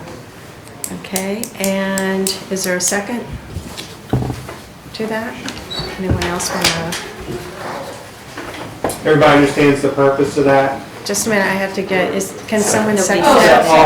Yeah. apologize. I thought you said somebody did second it. Now we did. Now, discussion, go First thing with ahead. the switch. Yeah. Did you have something to say about that? I just, I know it's been discussed some, I don't know if you need a briefing on it, or if you're... I'll take it if you have it. Sure. So under town ordinance, the fire department is required to bill for response to any hazardous material incident. And we haven't always done a good job at that from a billing standpoint. The ordinance is pretty old, but when I came in as chief, I recognized that, and we've made some changes. And so what happens is, this is a fund where when we go out and respond to a hazardous materials incident, we have to buy a bunch of pads and booms and whatnot to mitigate it. We bill the responsible party and we recoup that cost and we restock from that. Same thing if we have meters that we have to use and they're damaged, we're able to bill for the replacement of that. So it gives us a place that instead of coming out, the overall goal is to reduce the operating budget for these types of expenses and have this fund set up so that way when we use the pads, we bill the responsible entity and we recover the cost and we purchase the replacement pads out of that. And we're also allowed under the law, under state law, to bill for apparatus and stuff. So there may be some opportunity to begin to build some small funds for our regular like fire engine replacement, those types of things. It won't be much. We don't go to a lot of calls currently, but you have to understand as well that hazardous materials fires, every lithium ion battery now is considered a hazardous materials incident. And so if we're responding to a fire like that, we're able to bill an insurance company for those costs. So it can start to become a significant revenue stream if we start seeing a lot of those types of fires. In the bigger cities, they're the #1 cause of fatal fires right now and the most common cause of fire response. So I don't think we're too far off from seeing that here in Littleton. You received 2 grants for hazmat. Mm-hmm. Will those monies go into this account? No, they're basically pass-through federal grants, so, I mean, Lori could probably speak to it better than I can, but I understand they have to be managed completely separately. Okay, So my only reply to that is that, shouldn't that be in the operating budget? I mean, that's the cost of doing business, because you certainly don't want to get into a position where the people voted down, you have to go to a hazmat, and then you don't have any equipment. It was the same with the issue that we had last year with hoses. Right, hoses is a consumable. It shouldn't be up to the people whether you need hoses. You need hoses, it should be part of the operating budget. I think that's why it was voted down. Yeah, so I think that one of the differences here is that we're talking about so many consumable supplies as well. And so if you want me to budget for the worst case oil tanker spill, then I will. And then we budget for it year after year. Well, but I'm saying have something in stock, a minimum in stock to take care of some stuff that's actually in the budget, that's part of it, it's a consumable. We do right now. But the charge I got from this committee was to look at revenues in ways to change our operating procedure to take into account those revenues. So with a revolving fund like this in place, I will reduce the operating budget by the amount of those supplies. I understand, but you're leaving yourself open to, if they say no, now you can't. No, so there are supplies in next year's operating budget as well. So it's not, if this revolving fund, if you guys don't recommend it and the voters do turn it down, we still have some funds in our operating budget for hazardous material supplies because we couldn't take that risk. Right. Yeah, I think that the no or the yes just has to do with setting up a revolving fund, which, if I'm correct, Charlie, I mean, gives you the ability to collect those funds, put it in there, and reduce the potential impact on your operating budget by keeping the monies coming back in, so you have. Yeah. And if you build it up over time and we do have a bad accident or something, that you have funds there, even though we might eventually recoup them anyway, but at least you have something to pay for it immediately.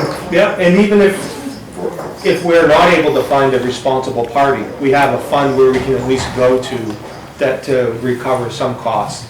We do have some hazardous material incidents that don't have a responsible party. John? Chad, I really don't like a lot of these funds and continuing on and funding them, but I'll buy into Steve's argument to get it started. In that hazardous materials do need some, you do need some kind of cushion there to deal with it. But I don't like, and if you came next year with a revolving fund for this, I'd probably say no. So I'll just say it that way. Well, it ought to be there. Yeah, once it's established. Once it's established and you put money into it, It's the same issue that we had with Parks and Rec and with the transfer station. So if the people voted down, and now you have to close the building because the building's not funded anymore, and the parks grass can't be cut, and nothing can, and the people have to be laid off because they don't work. So the difference in this revolving fund is that these are the revolving funds where we're looking at a very specific purpose. I understand this is a little different. So we're not, if this is approved, this article never comes back again. Correct. We just bill Irving for their oil tanker spill. Right.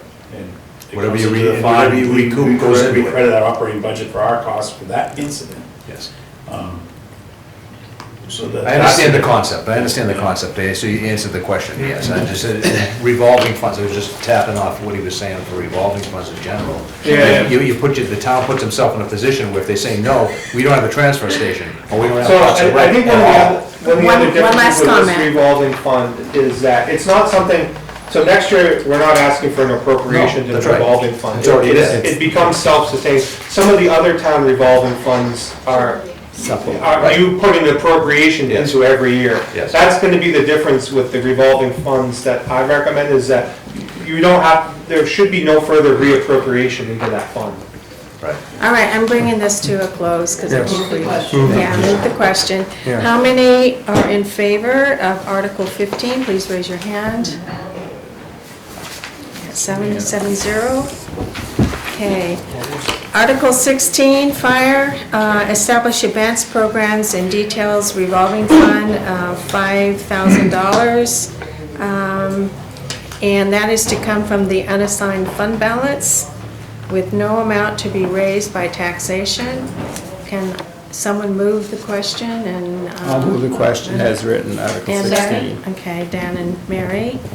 Any discussion? So detail. We've spoken to Chief Smith about detail and charging back for some of the services and some of the services we will not be charged for, so to speak. So, can you tell us a little bit more? So very similar to on the detail side, the police department, so organizations hire us or are required to hire us as a condition of the event that they're hosting. And we provide staff there. We either have call members or full-time firefighters at overtime, attend these events, and then we send them a bill. And so right now, that's all coming out of our operating budget. And we're getting a higher demand for these type of events, and it's starting to cause a strain. So that would remove those expenses from the operating budget. We do the event, we bill the responsible party, they pay us, and that's how that costs are offset on the detail side of it. But there's some other things we do, like right now we do community CPR programs, and so we collect a fee for the CPR program. And out of our operating budget, we have to pay for a book for the student, a CPR card for the student, and we have a limited ability to do those classes. We also have to pay an instructor to teach it. And so with this program for programs, much like the rec department, you want to play soccer or you want to have CPR, there's a fee. That fee offsets the cost for it. Lori, on that, so that would be next year, you would have an expense basically on this revolving fund, and the revenues would be on whatever fees you would be in the revenues, right?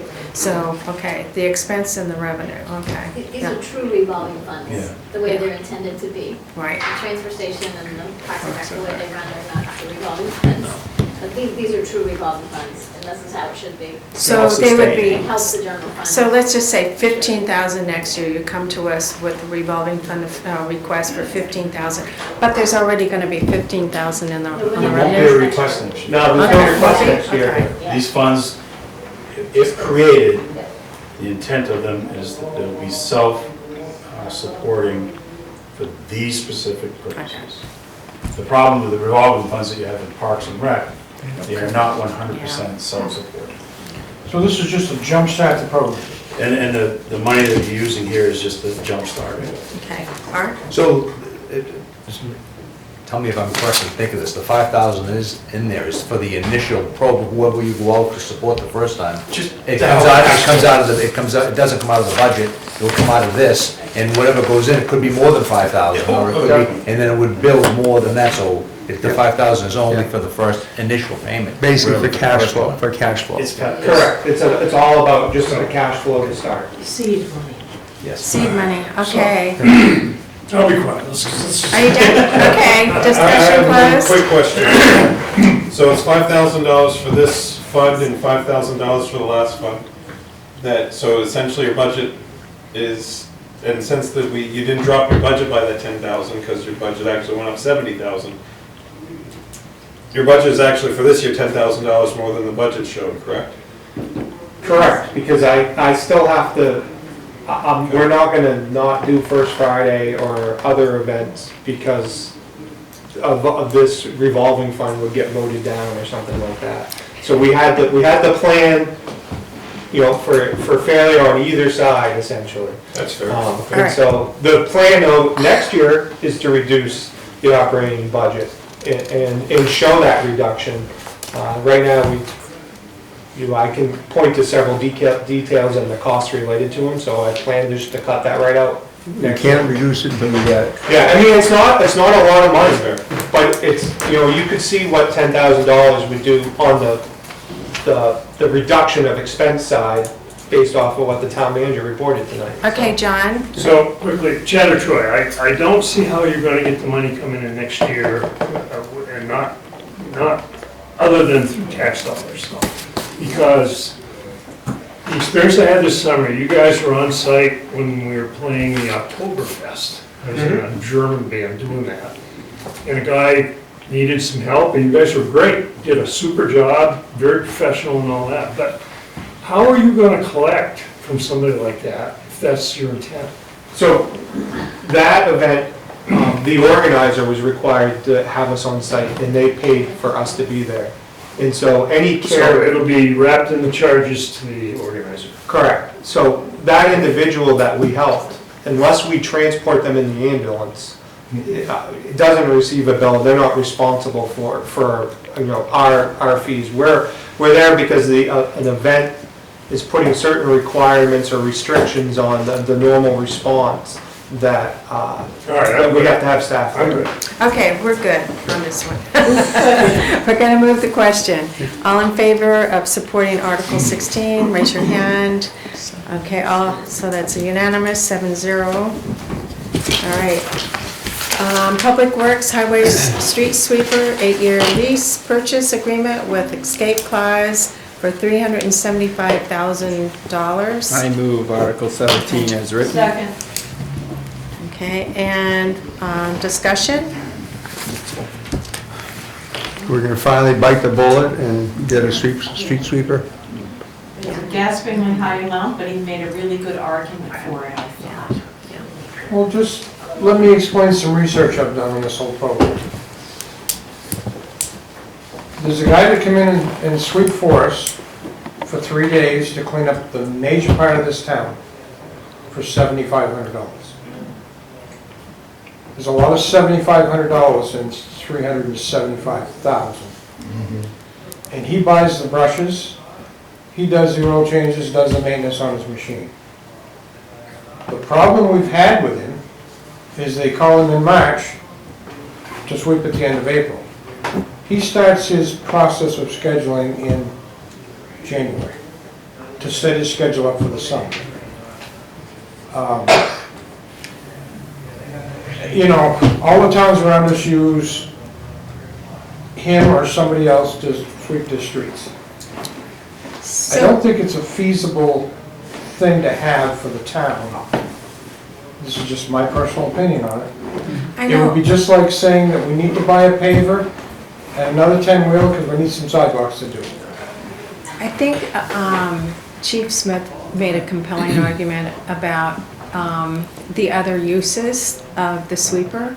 So Eric, would you like to speak to that? Yeah, so the sweeper is one aspect of it. It's actually the back part of the truck that's important. We've got 525 catch basins, and when Avery is hired, or any other contractor, there's more than one out there, at $2,600 a day, we could do 50 catch basins. So basically, it's 11 days to clean every catch basin in town and do that kind of preventative maintenance. That's $28,600. So that's half of what, that's more than half, that's almost what we have allotted for maintenance on a machine that we have tried to resurrect that isn't getting resurrected.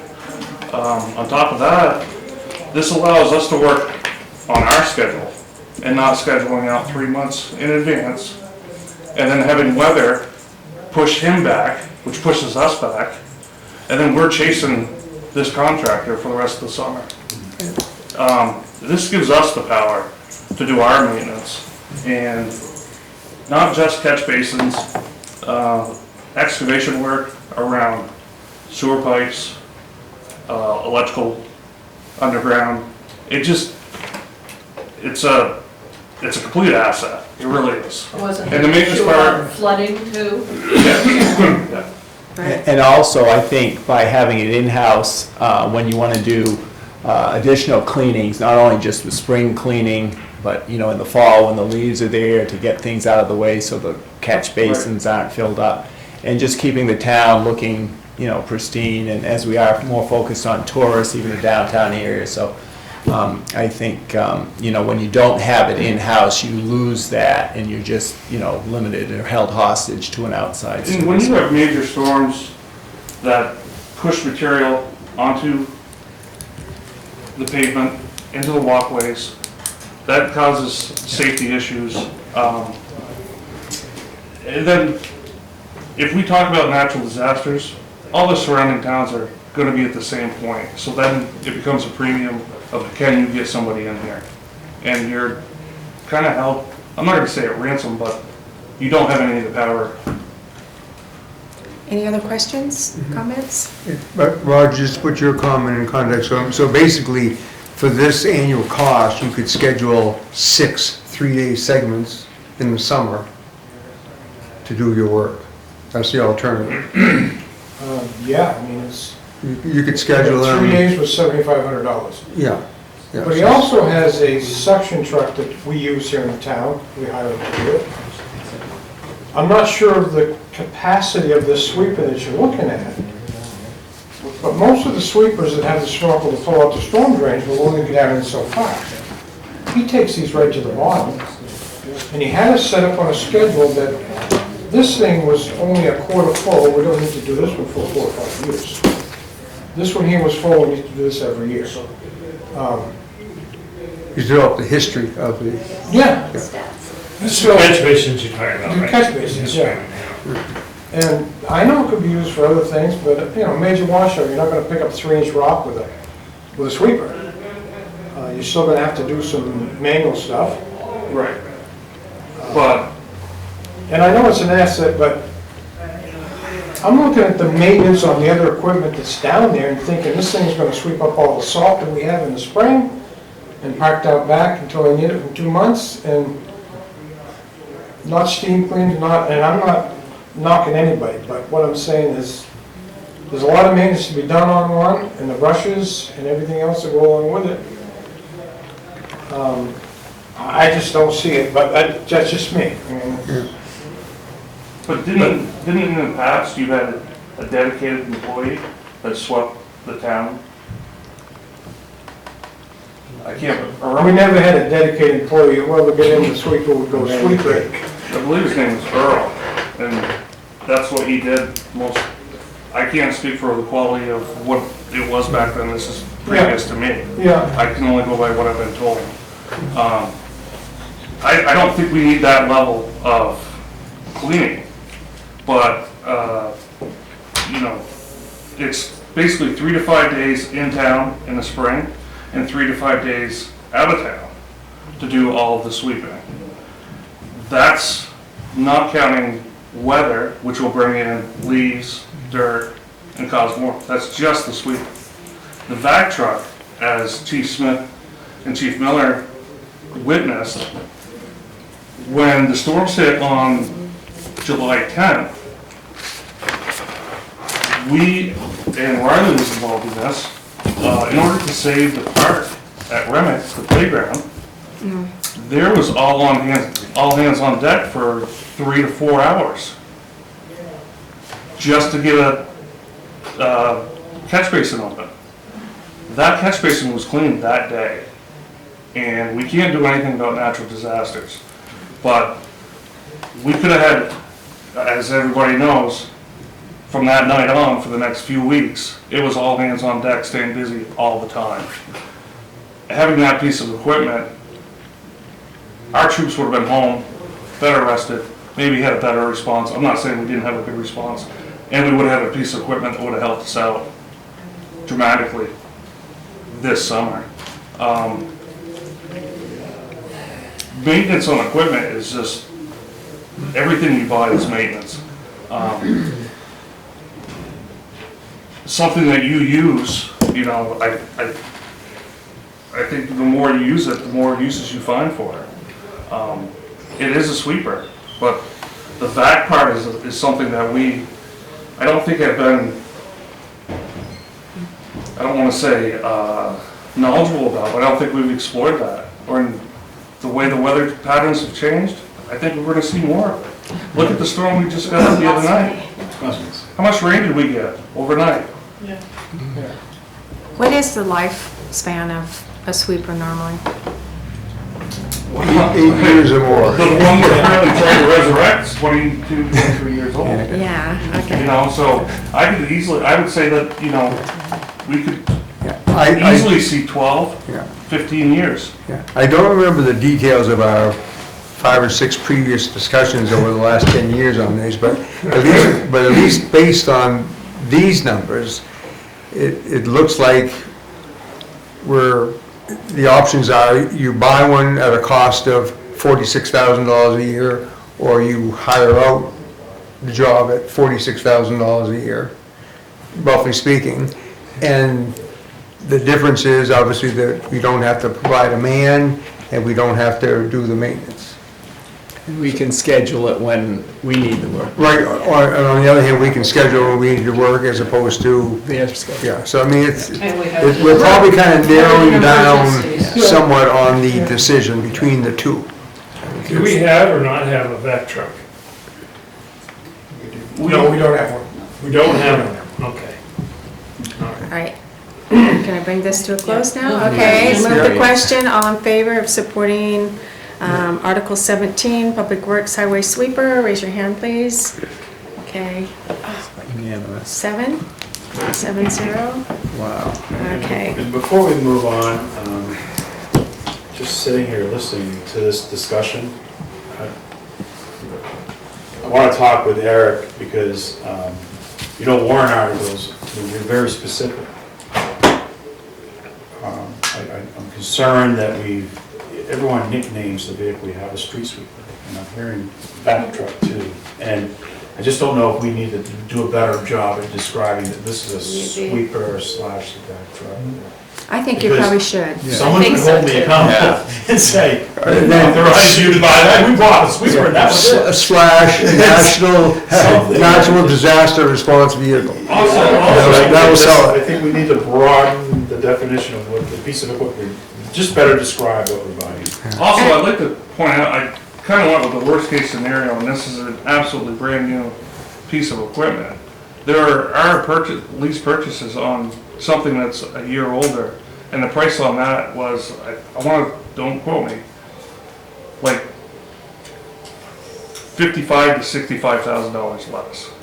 So what I would like, however we write it, whether it's absolutely brand new, because we can't get something secondhand, but if we can get something that makes sense, Yeah. it doesn't have to be brand new. It could be a year old that somebody turned in that they leased for a year. And that's where I got the price for the bottom number on that. Well, and Lori can adjust the MS1. I've learned that this year, right? With the article where it's written, it's up to 375, you can certainly buy something less. Yeah, but I mean, yeah, right. Tax appropriation, though, that's what I was, okay, so we moved that one. Article 18, Public Works Highway Sidewalk Improvements Expendable Trust Fund appropriation, $75,000 to be added to the Highway Sidewalk Maintenance Expendable Trust Fund. Move the question, Article 18 as written. Second. Okay, Art, okay. Any discussion? Does anyone want to speak to it? So, I mean, this is, we're putting $75,000 in, and we're taking how much out? So, one of the things I discovered today, so this changed, I think, a little bit from the last time you saw it. I was going through your capital reserve funds and looked at balances and realized we had a sidewalk expendable trust fund. It's got like $13,000. No, 391. How much? 391. 391. Nothing. The last time you saw this article, it was asking for $100,000. $100,000. And we were just gonna raise and appropriate it. I cut it back from 100 to 75,000. But then I discovered we have an expendable trust fund, so I said, well, hold on, we already have a fund, so we don't wanna just raise it, we wanna put it into that fund. Right. So that money's used for that purpose, it stays there if we don't use it all, for that purpose. And the selectmen can authorize withdrawals from it on an annual basis for whatever. Right. As needed. Yeah, so this year, we're not gonna be asking for $500,000 for a road paving. Oh, yeah, that's the next There one. is a Next next article, one. 600,000. Hang on, it's Okay. coming. Sidewalk. So we will be, yes, okay. Yeah. Okay, any other discussion on this? Okay. John, you look like you're ready to say Vote. something. Move the question. Move the question. All in favor of supporting Article 18? Raise your hand, please. Unanimous. 7-0. Okay, Public Works Highway Road Improvements. 600,000 for the purpose of improvements, replacement, or repair of roads. So I was right, we weren't gonna have a $500,000. And it's non-housing appropriation, I right? move So, Article 19 as written. okay, Sidewalks are differentiated from roads. okay. P. And John P., yeah. Okay, any discussion on this? We're getting there, people. Every time we haven't supported this, or in most cases, it was always supported, but it was always reduced, because this was always one of the go-to places to reduce the tax rate. We were playing catch-up forever, so I think it's a reality that we need that on an annual basis. Was this part of the bridge repair at Dells Road? No. What? Okay, John? Are you on anyone's schedule to get paving done? What's that? So, I know that there's been a plan on what gets paved next and whatnot, but I also believe that in the past, not you, but getting all of the paving done in the year that the money was appropriated has been problematic, because we don't start reaching out to, hey, we're gonna have to get paving done till March, and they're booked out through September. So, the contract award, the last, this year, was for a 2-year contract. So we already have our paving guy on board. He's already looked at our list of roads to pave, helped us come up with a number that, make sure that what we're looking at getting done fits in the number that we're asking for. And we're on the schedule, so it's not, yeah. And I think the problem we had is, in before, it was a year-to-year contract. So maybe that was the issue. Maybe. And the person you had this past year is probably the best person to work with that we've had in a long time. I'm very happy with the quality of work that we received this year. And the cooperation, I think. Yes. Okay. Troy, where does this fit in your vision of pulling things into operating budgets versus? This one would be extremely difficult to pull into the operating budget because of the amount. Okay. So my vision would be to, at the very least, maintain $600,000. I wish this was in your operating budget. It's not, but for me to bring it in, It's not, it can't be placed in the default budget, right? So, and that makes it too lopsided, It can right? once it gets there. and once it gets there. But it seems like, you know. If we can get there one day, it would be great. I guess it's a big number. All right. All right, let's move the question. All in favor of supporting Article 19 for the 600,000 road improvements? All right, Unanimous. all right. Okay, Public Works Highway Department dump plow truck 3-year lease purchase agreement with escape clause for $126,975, appropriated from taxation $42,326. Move the question, Yeah, Article okay. 20 as written. Okay, Dan and, I'll second that. all right. Any discussion? Diane, are we finishing all these tonight? Is that the plan? I think this is it, except for, We got, there's a few more on Couple the more on the next next page. page, yeah. And welfare, yeah. And the, yeah. It is 7:08.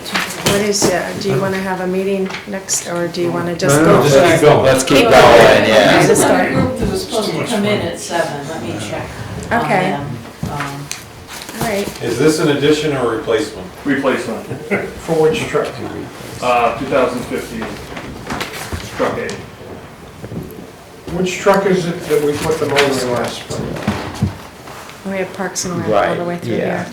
yeah. Okay. Just a I would have couple, to- but it'd be nice if we could kind of, Just wrap it up. yeah. 'cause Okay. I mean, we put a $35,000 repair into that truck. That was 36. And And White he's map. wants to before they talk to did them. that, I made sure that that truck was good. That wasn't on the last one you went. And they said it was. I want to make sure it's not being put on the back burner with a brand new. Okay, yeah, no, I can clarify that. And this truck is, we gave the number, this is a international, or is that a Ford? No, it's for F5, Thank you, Ryan. F600? Yes. Okay, let's, Troy's suggestion in the future in these articles, I think if it's we should know if it's a replacement or new. Oh, It should right. it should be included in the write-up, I think, so. Yeah. Replacement or addition. Yeah, or addition, right. And then is it, for, especially for your department, is it an expansion, like we're replacing a 3/4 ton with a 2-ton truck? Bad example, but, or are we buying a 10-wheeler to replace a 6-wheeler? Those kinds of things. No, this is, so I'm not completely familiarized with the new F600s. They were F550s before. But I believe that's what Ford is doing, is they're moving. They're using old designations Oh, for new okay. vehicles. Yeah. Okay, so you're replacing one of the 550? One of the 550s. Okay. Yeah. No, then don't worry about what I was saying, I just, Okay, that didn't sound familiar, but I don't want to answer. no, that was without a having- bigger 6-wheeler. Yep. That was an international one, Roger. Can we move the question, please? I'll do it. Okay. All in favor of supporting Article 20, Public Works for the dump plow truck? Raise your hand. Any opposed? Okay. And so that's 6-1. 6-1. Yeah. We did the transfer station, we did conservation, Parks and Rec. and now welfare, did we do the welfare? We're at 24. Yeah, we did, so we're up to 24, Parks and Rec, swimming pool capital reserve fund appropriation for the sum of $25,000 to be added to the swimming pool capital reserve fund. Can someone move the question? So moved. Okay. Okay, Steve. I'll second it. Dan, any discussion on this? I think that I know we reduced the amount, but I think we need to stay committed to this, because I think one way or the other, it's eventually got to happen, in spite of the availability of Echo Lake. I think Forest Lake would improve the character of people. And you can be one of the instructors there. It's a beautiful spot. All right, let's move the question. All in favor of supporting Article 24, raise your hand. Okay. 7-0. Parks and Recreation Revolving Fund, tax appropriation, raise and appropriate from taxation, $569,691, to be placed in the Parks and Recreation Revolving Fund. So moved. So moved, Second. Steve and Dan. Any discussion? I still think it needs to be broken out. Yeah. I think you're gonna work on that, right? You'll strategize. We'll come, yeah, next year. The budget committee wants it really to be back in the Part of the town, and it's not part of. Well, or at least like Arm said, No. the appropriate part of it, right? The appropriate The part. program should be revolving. Like And the you people said. vote if they want to do programs, but you don't want to get in a situation where now you have to shut the parks down, you can't cut the grass. So, Yeah. the, And to Laura's point, Property you'll and the just have to people work the should be wages protected. out. You got some work to do on it. You'll have to work Well, up I the mean, wages as- allocation. Need to do it. John? I've missed some of the meetings, so was there a presentation from the park on why it's 569? yes, there was. It was Yes, actually. it was higher. It was higher. We- So for that, I apologize for missing meetings. It happens. I will be glad to. Okay, All right. Can we move the question? moved. Okay. All in favor of supporting Article 25, raise your hand. Okay, any opposed? I abstain. Okay. 6-0. 601. No, 6. Yeah. Oh, right, yeah. Yeah. Okay. And did we- Article 28 will have a presentation by the Civic Booster Club rep on our January meeting. And then the White Mountain Mental Health, Right. is that, And then we have the lease, or town Yeah, office one that town he's gonna office. give a presentation on. so this is, Dan, is this the same amount as last year on Article 36? On which one? Article 36. Do we have 29? We have to vote on 29. Peter did his presentation. All right, Yeah. there we are, yeah. Okay. So I move that we Just move the, move the move article. 29. Okay, Second. okay, John P. and Mary. Okay, any discussion? Given the cuts, we've also, given the cuts that we're requiring of other places, $20,000 for flowers doesn't seem fair. So I would vote Well, you're gonna vote in a minute. But I think it's difficult to imagine Littleton without our Main Street and that 20,000. I mean, there's nothing else that we could do to beautify downtown Littleton and make it more attractive for that price. And I don't disagree with you, but I do have an issue with that there's been no money collected, and that we've been talking about this for a year, and not one dime has been collected. He's asking me for a donation, so I have a problem with that. No, they collected money last year for last year's After. flowers. After. Yeah. Well, it was kind of hard last year. Yeah, it Short was. notice. But this year's not short notice, Yeah. is what he's saying. That's Oh, I know that, yeah. And All I'm gonna say is for the quality of the 19,000 that we got this year compared to the last few years, it's a whole different ballgame. It was. That one is It was nice. better. People were saying to me, what happened to the flowers? No, they didn't. Yeah, I did. It didn't look as good at all. the colors weren't They there, and they were a different They type started of dying. flower. And is that- People were walking into them, Abundant. tearing them off. Yeah, they weren't. So I mean, that's the only thing I got is, when we were getting it from homes, we were getting some beautiful They were flowers better from, that yeah. everybody loved. And sadly, they're not doing it anymore. Right. So can they reach out further? I don't know. It's- I mean, we can express that Yeah, later, though. That's all right. You know, I believe he said they look far and wide. Yeah. They asked 6 nurseries, only 2 even responded with an interest to do it. I mean, yeah, I mean, I think they tried. I know more than I want to know on this one, but Yeah. Sure, it's your neighbor, isn't it? Okay, let's move it, okay? Yeah. but I support it. All in favor of supporting Article 29 for the Chamber of Commerce downtown beautification? Okay, we got 1, 2, 3, 4, 5. Any opposed? 2. Okay, 5, 2, 0, right? Okay, what else do we have? Now we got the White Mountain. White Mountain, now I did not. White Mountain? And then we have, Town right, the town office. Article 36, White Mountain Mental Health and Northern Human Services to raise and appropriate $9,696. What was the question? No. They are not. No. And you do you want to, do you know if it's the same amount I as did last year? not check. It is the same amount? Okay, so, Okay. yeah. I would move Article 36 as written. Second? Was that Steve that said that? Second? Yeah. Yes. Okay, let's move the question. All in favor of supporting 36, raise your hand. You want to? Unanimous. Okay. 7-0? 0? Okay, Troy, you are on. Take one and dust it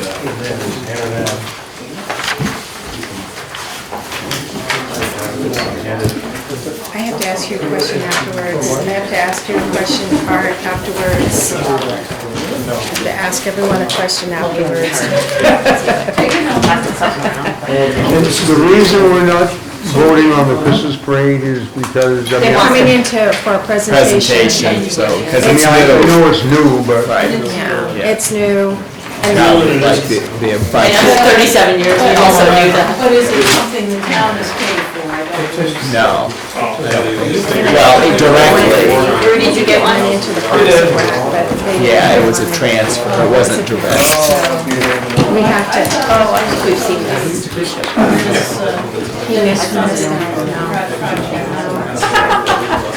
all right, Troy. Okay, well, thank you. I'm sure you're all aware of, you know, the press release that went out, and there's been some newspaper articles that were written.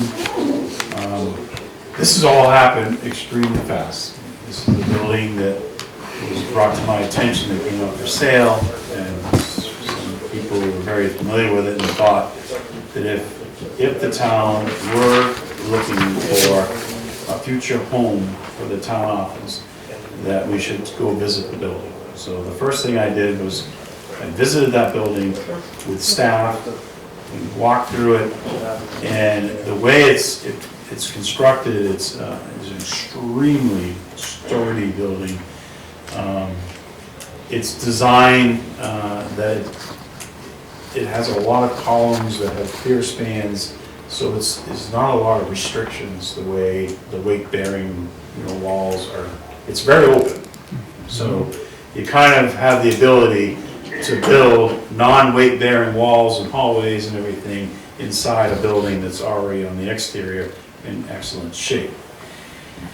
The square footage that, the building itself, as you probably know, it's located at 50 Pleasant Street. It's used by a local telephone company. They're in the basement right now, still operating their functions. But the second floor is vacant. That used to be the old switching areas, I guess. So all the operators. Literally, and I've had so many people tell me, that, Betty Davis, they connected to Betty Davis. So that floor, the first floor, is 9,314 square feet. The basement, the phone company's still there. They're in a situation where they want to be there for the next 10 years, maybe 15 years. And even after that, they expect that with technology and everything, they'll either stay or they'll completely move out, or they'll shrink into a smaller floor space and operate a very small footprint in that basement. So somewhere down the road, if you were able to purchase this building, 15, 20, 25 years down the road, more square footage becomes available in the basement for whatever the needs might be at that time. And the basement square footage is? I didn't do subtract, I didn't do the math, but what is it, just around 5,000 something down there. We're currently in the bank, we're in 4,900 square feet. So this all happened so quickly. We're in the process of still trying to work out the details and see if we can come to an agreement on the purchase price. Our plan is come to an agreement on purchase price, come to an agreement on what the lease cost would be for the basement, and come forward with a warrant article that would give us the authority to purchase the building, give us some money to do some design work, and enter into a long-term lease agreement with the telephone company. We would then work the next year on designing the upfit of the first floor and come back with you for a cost to do the renovation. I think a building like this, I haven't done any research, but a lot of people have been talking to me saying, this might be a good project where we don't engage with an architect. We literally go to some of the companies in the state where they have the staff where they can design it and build it. And when you do that, you can eliminate a lot of that upfront design cost. And the contractor that you select, they own it from start to finish. There's no pointing fingers at the architect and structural engineer and all this stuff, all these change orders. So I think it does lend itself to a good situation for that scenario. It has parking, the area. We have a town parking lot. We have a parking lot that we lease from Westmoreland Bank. The facility itself has parking. How many spaces does it have there? Oh, let's see.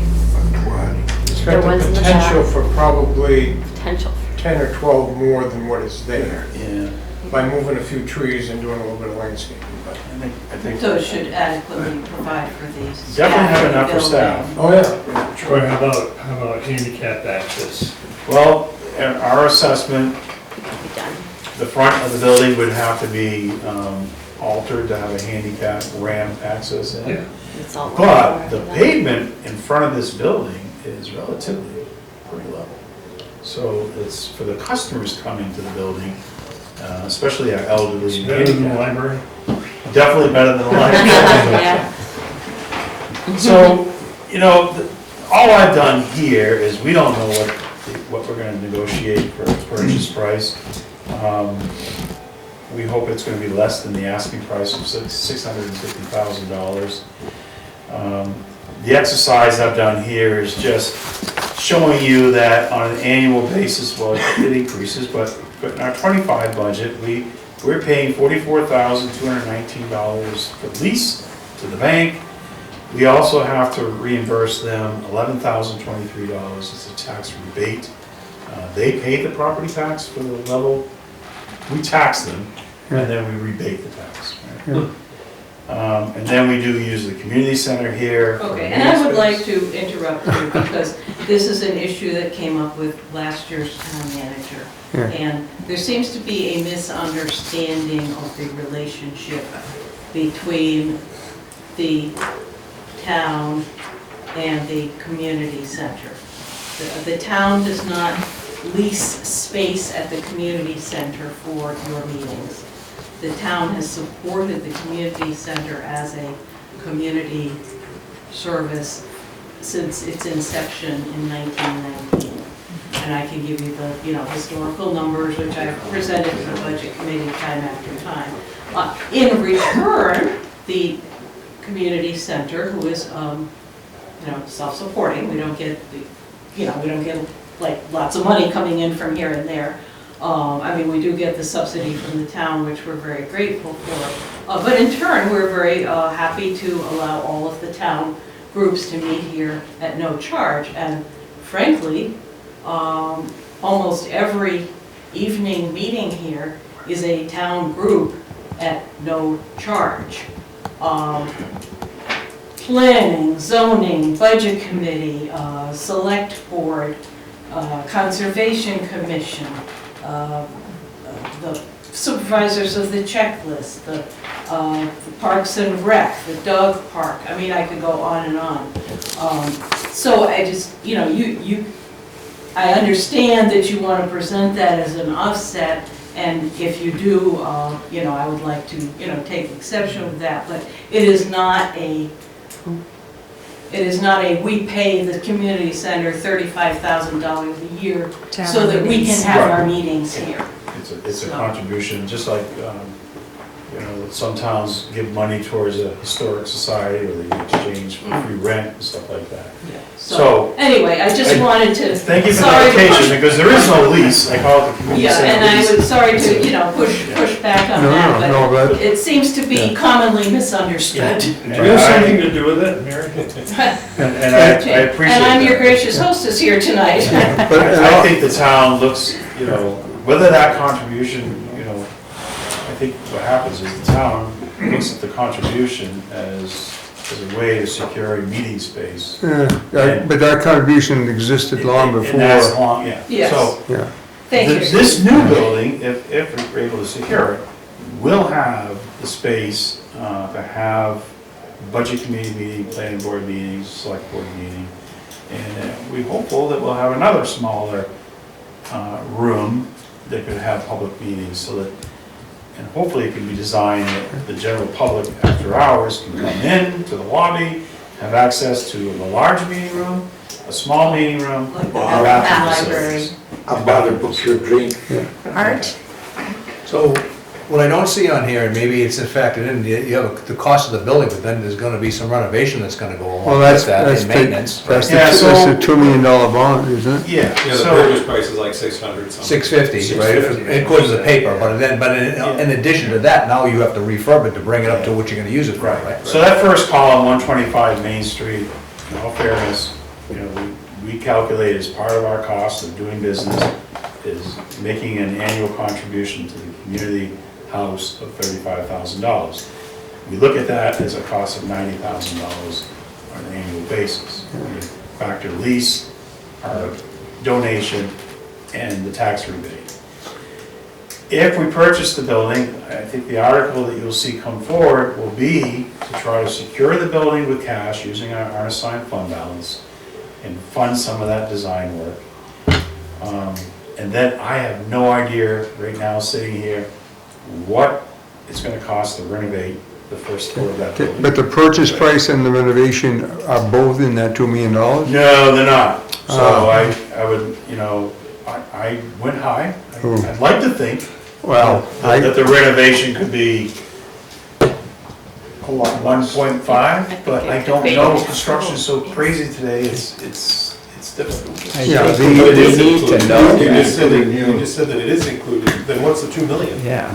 So that's my estimate, so Including renovation. first step in 2025 would be to purchase the property using the unassigned fund balance and buying the property. The asking price is $650. So if that's all approved, you walk away from town meeting How much of with a building, that was that percentage? with a rent-paying tenant, okay?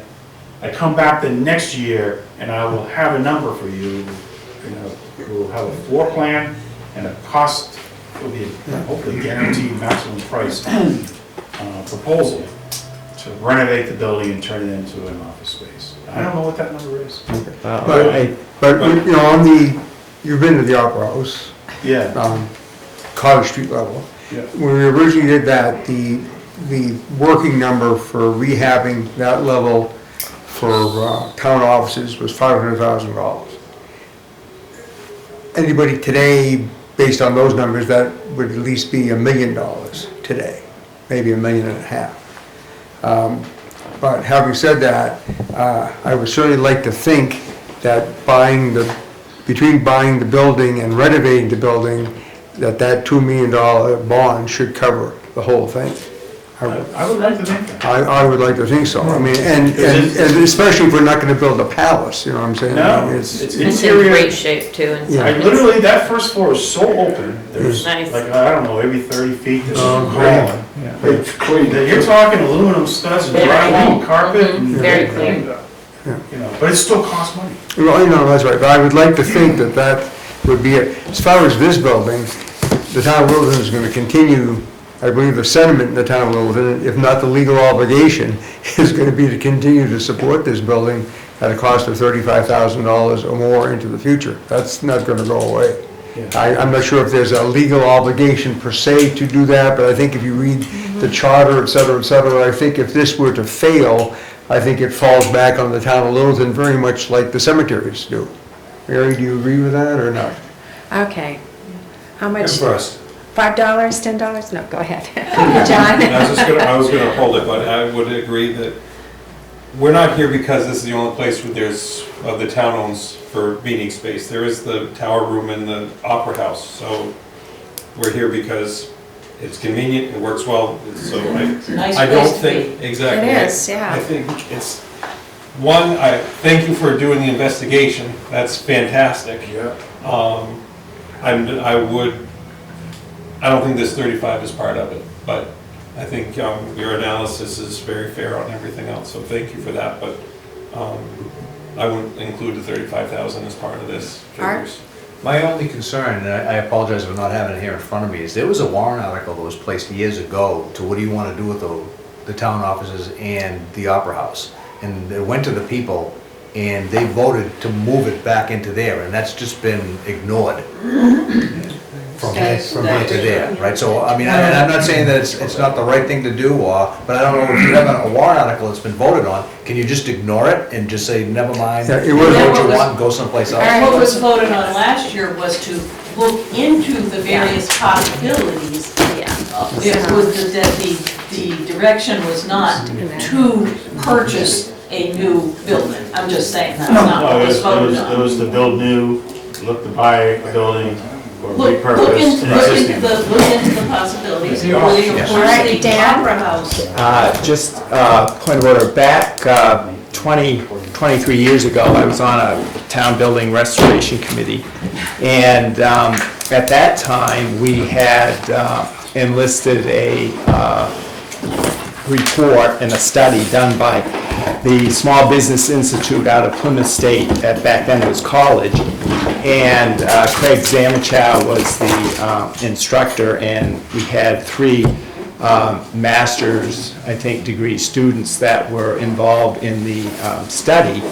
And what they did in this report was they looked at other municipalities in the state and in Vermont that had similar setups at the time, where we had a municipal building that had a performance venue in there, like our Opera House, and they also had town office, municipal offices there.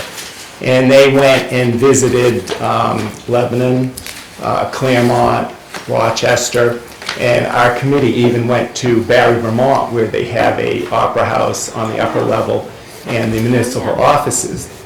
And what they found was that for municipalities to continue to support a building with a performance venue in it, the only way to make it economically viable for the community and the taxpayers was to have a benefit.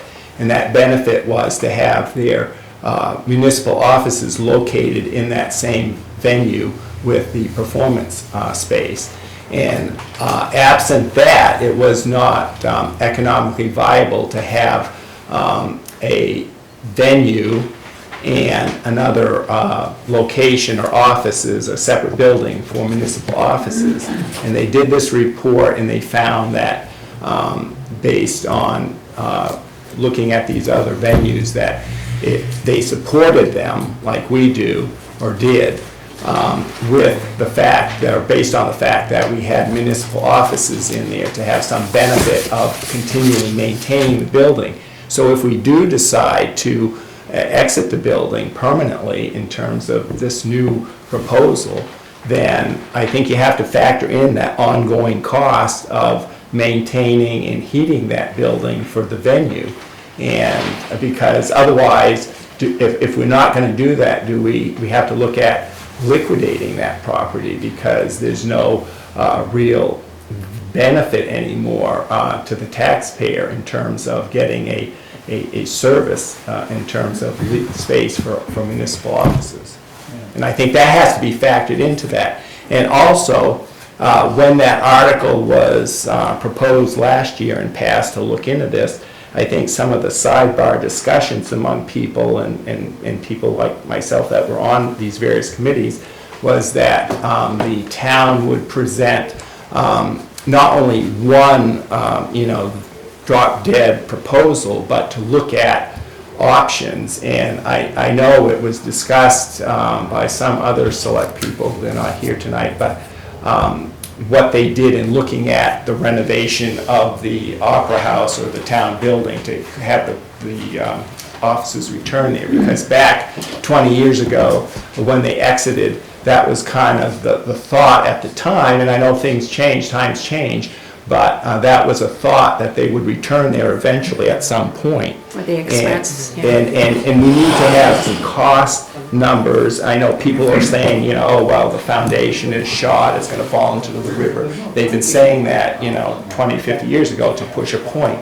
But I think we need an objective look at the alternatives and the cost, because just, saying, oh, we had one of these proposals back 25 years ago when what is now the Union Bank building, that was up for sale, and it was proposed. And at that time, there was a lot of negativity about that because they said, well, we don't want the town getting involved into real estate and leasing and renting out space, and we already have a building. So I think we have to address these concerns that have been lingering out there, and we have to have all the options presented to the voters with cost, because we're talking a lot of money here. And we're expanding. If we do move away from the Opera House, we have to look at, well, how are we going to continue to fund maintenance on that building, and what is the benefit to the taxpayer? What are the uses of that? And I think we have to look at those issues because they're all intertwined, and if we want to go this separate route, then we may have to look at cutting our ties to the Opera House and selling that. And I don't know if that's what the voters want to do, but that all has to be discussed in an open format in some fashion. John? So, Dan makes a lot of good points. I happen to be, I like the possibility of the old telephone building, however. I think that's a very good building. I think the other thing that has to be factored into all your comments are that, okay, if we're going to go into the Opera House again, what's the cost of doing that as well? Right, we have to have some. I mean, they're going to change obviously over time with inflation, but we have to have a snapshot in time saying, well, it's going to cost X amount of dollars if we renovate and stay in the Opera House or move to the phone company location. But as working numbers, if you if you figured the 25-year, $2 million bond as including both purchase, or covering both purchase and renovation, I think that that is pretty much an even swap, if you would, to renovating the Cottage Street level. But we would have to. Oh, no, just knowing those numbers over the years. And a lot of other issues, and someone's gonna have to be ready and prepared for those Right. questions at the deliberative session if you bring this Because forward. they're gonna come up. Yeah. I understand. Yeah, certainly worth looking at. I voted, the first time I voted was in the Opera House. Oh, yeah. When I was 18 when they did it. All right, so is that it? Well, do we have to vote on We this? can't. or- There's nothing. Okay. Yeah, nothing to vote on. You- We'll contemplate. We had a meeting, we said we obviously we gotta get this out to the public, ASAP. You gonna put a warrant article on this particular project? Yes. Good. Thank you. Excellent. So that, if you have anything, that would be brought to our January 15th meeting? Yeah, it needs to be finalized. Right, right. So that would be. After our. Yes, no, we have a school, we have to vote on the school, so, budget committee members, are you available on Tuesday or Thursday of next week? To vote on the school warrant articles? Planning board's meeting Tuesday night. Planning board, okay, Thursday, are you available? Either one? You can't do either one? Was that Wednesday? Wednesday, how about Wednesday? I could do Tuesday. Tuesday? It shouldn't be that long. Yeah, yes, 5 to, yes. We can even do 5 to 7. Yeah, Tuesday, 5 to 5:30. Everyone Tuesday, 5 to 5:30. I do here, but I don't know exactly which room. Yeah. I do have a question for the rest of you. Let's adjourn and then I'll ask you. Okay. So moved, anyone in favor? I am asking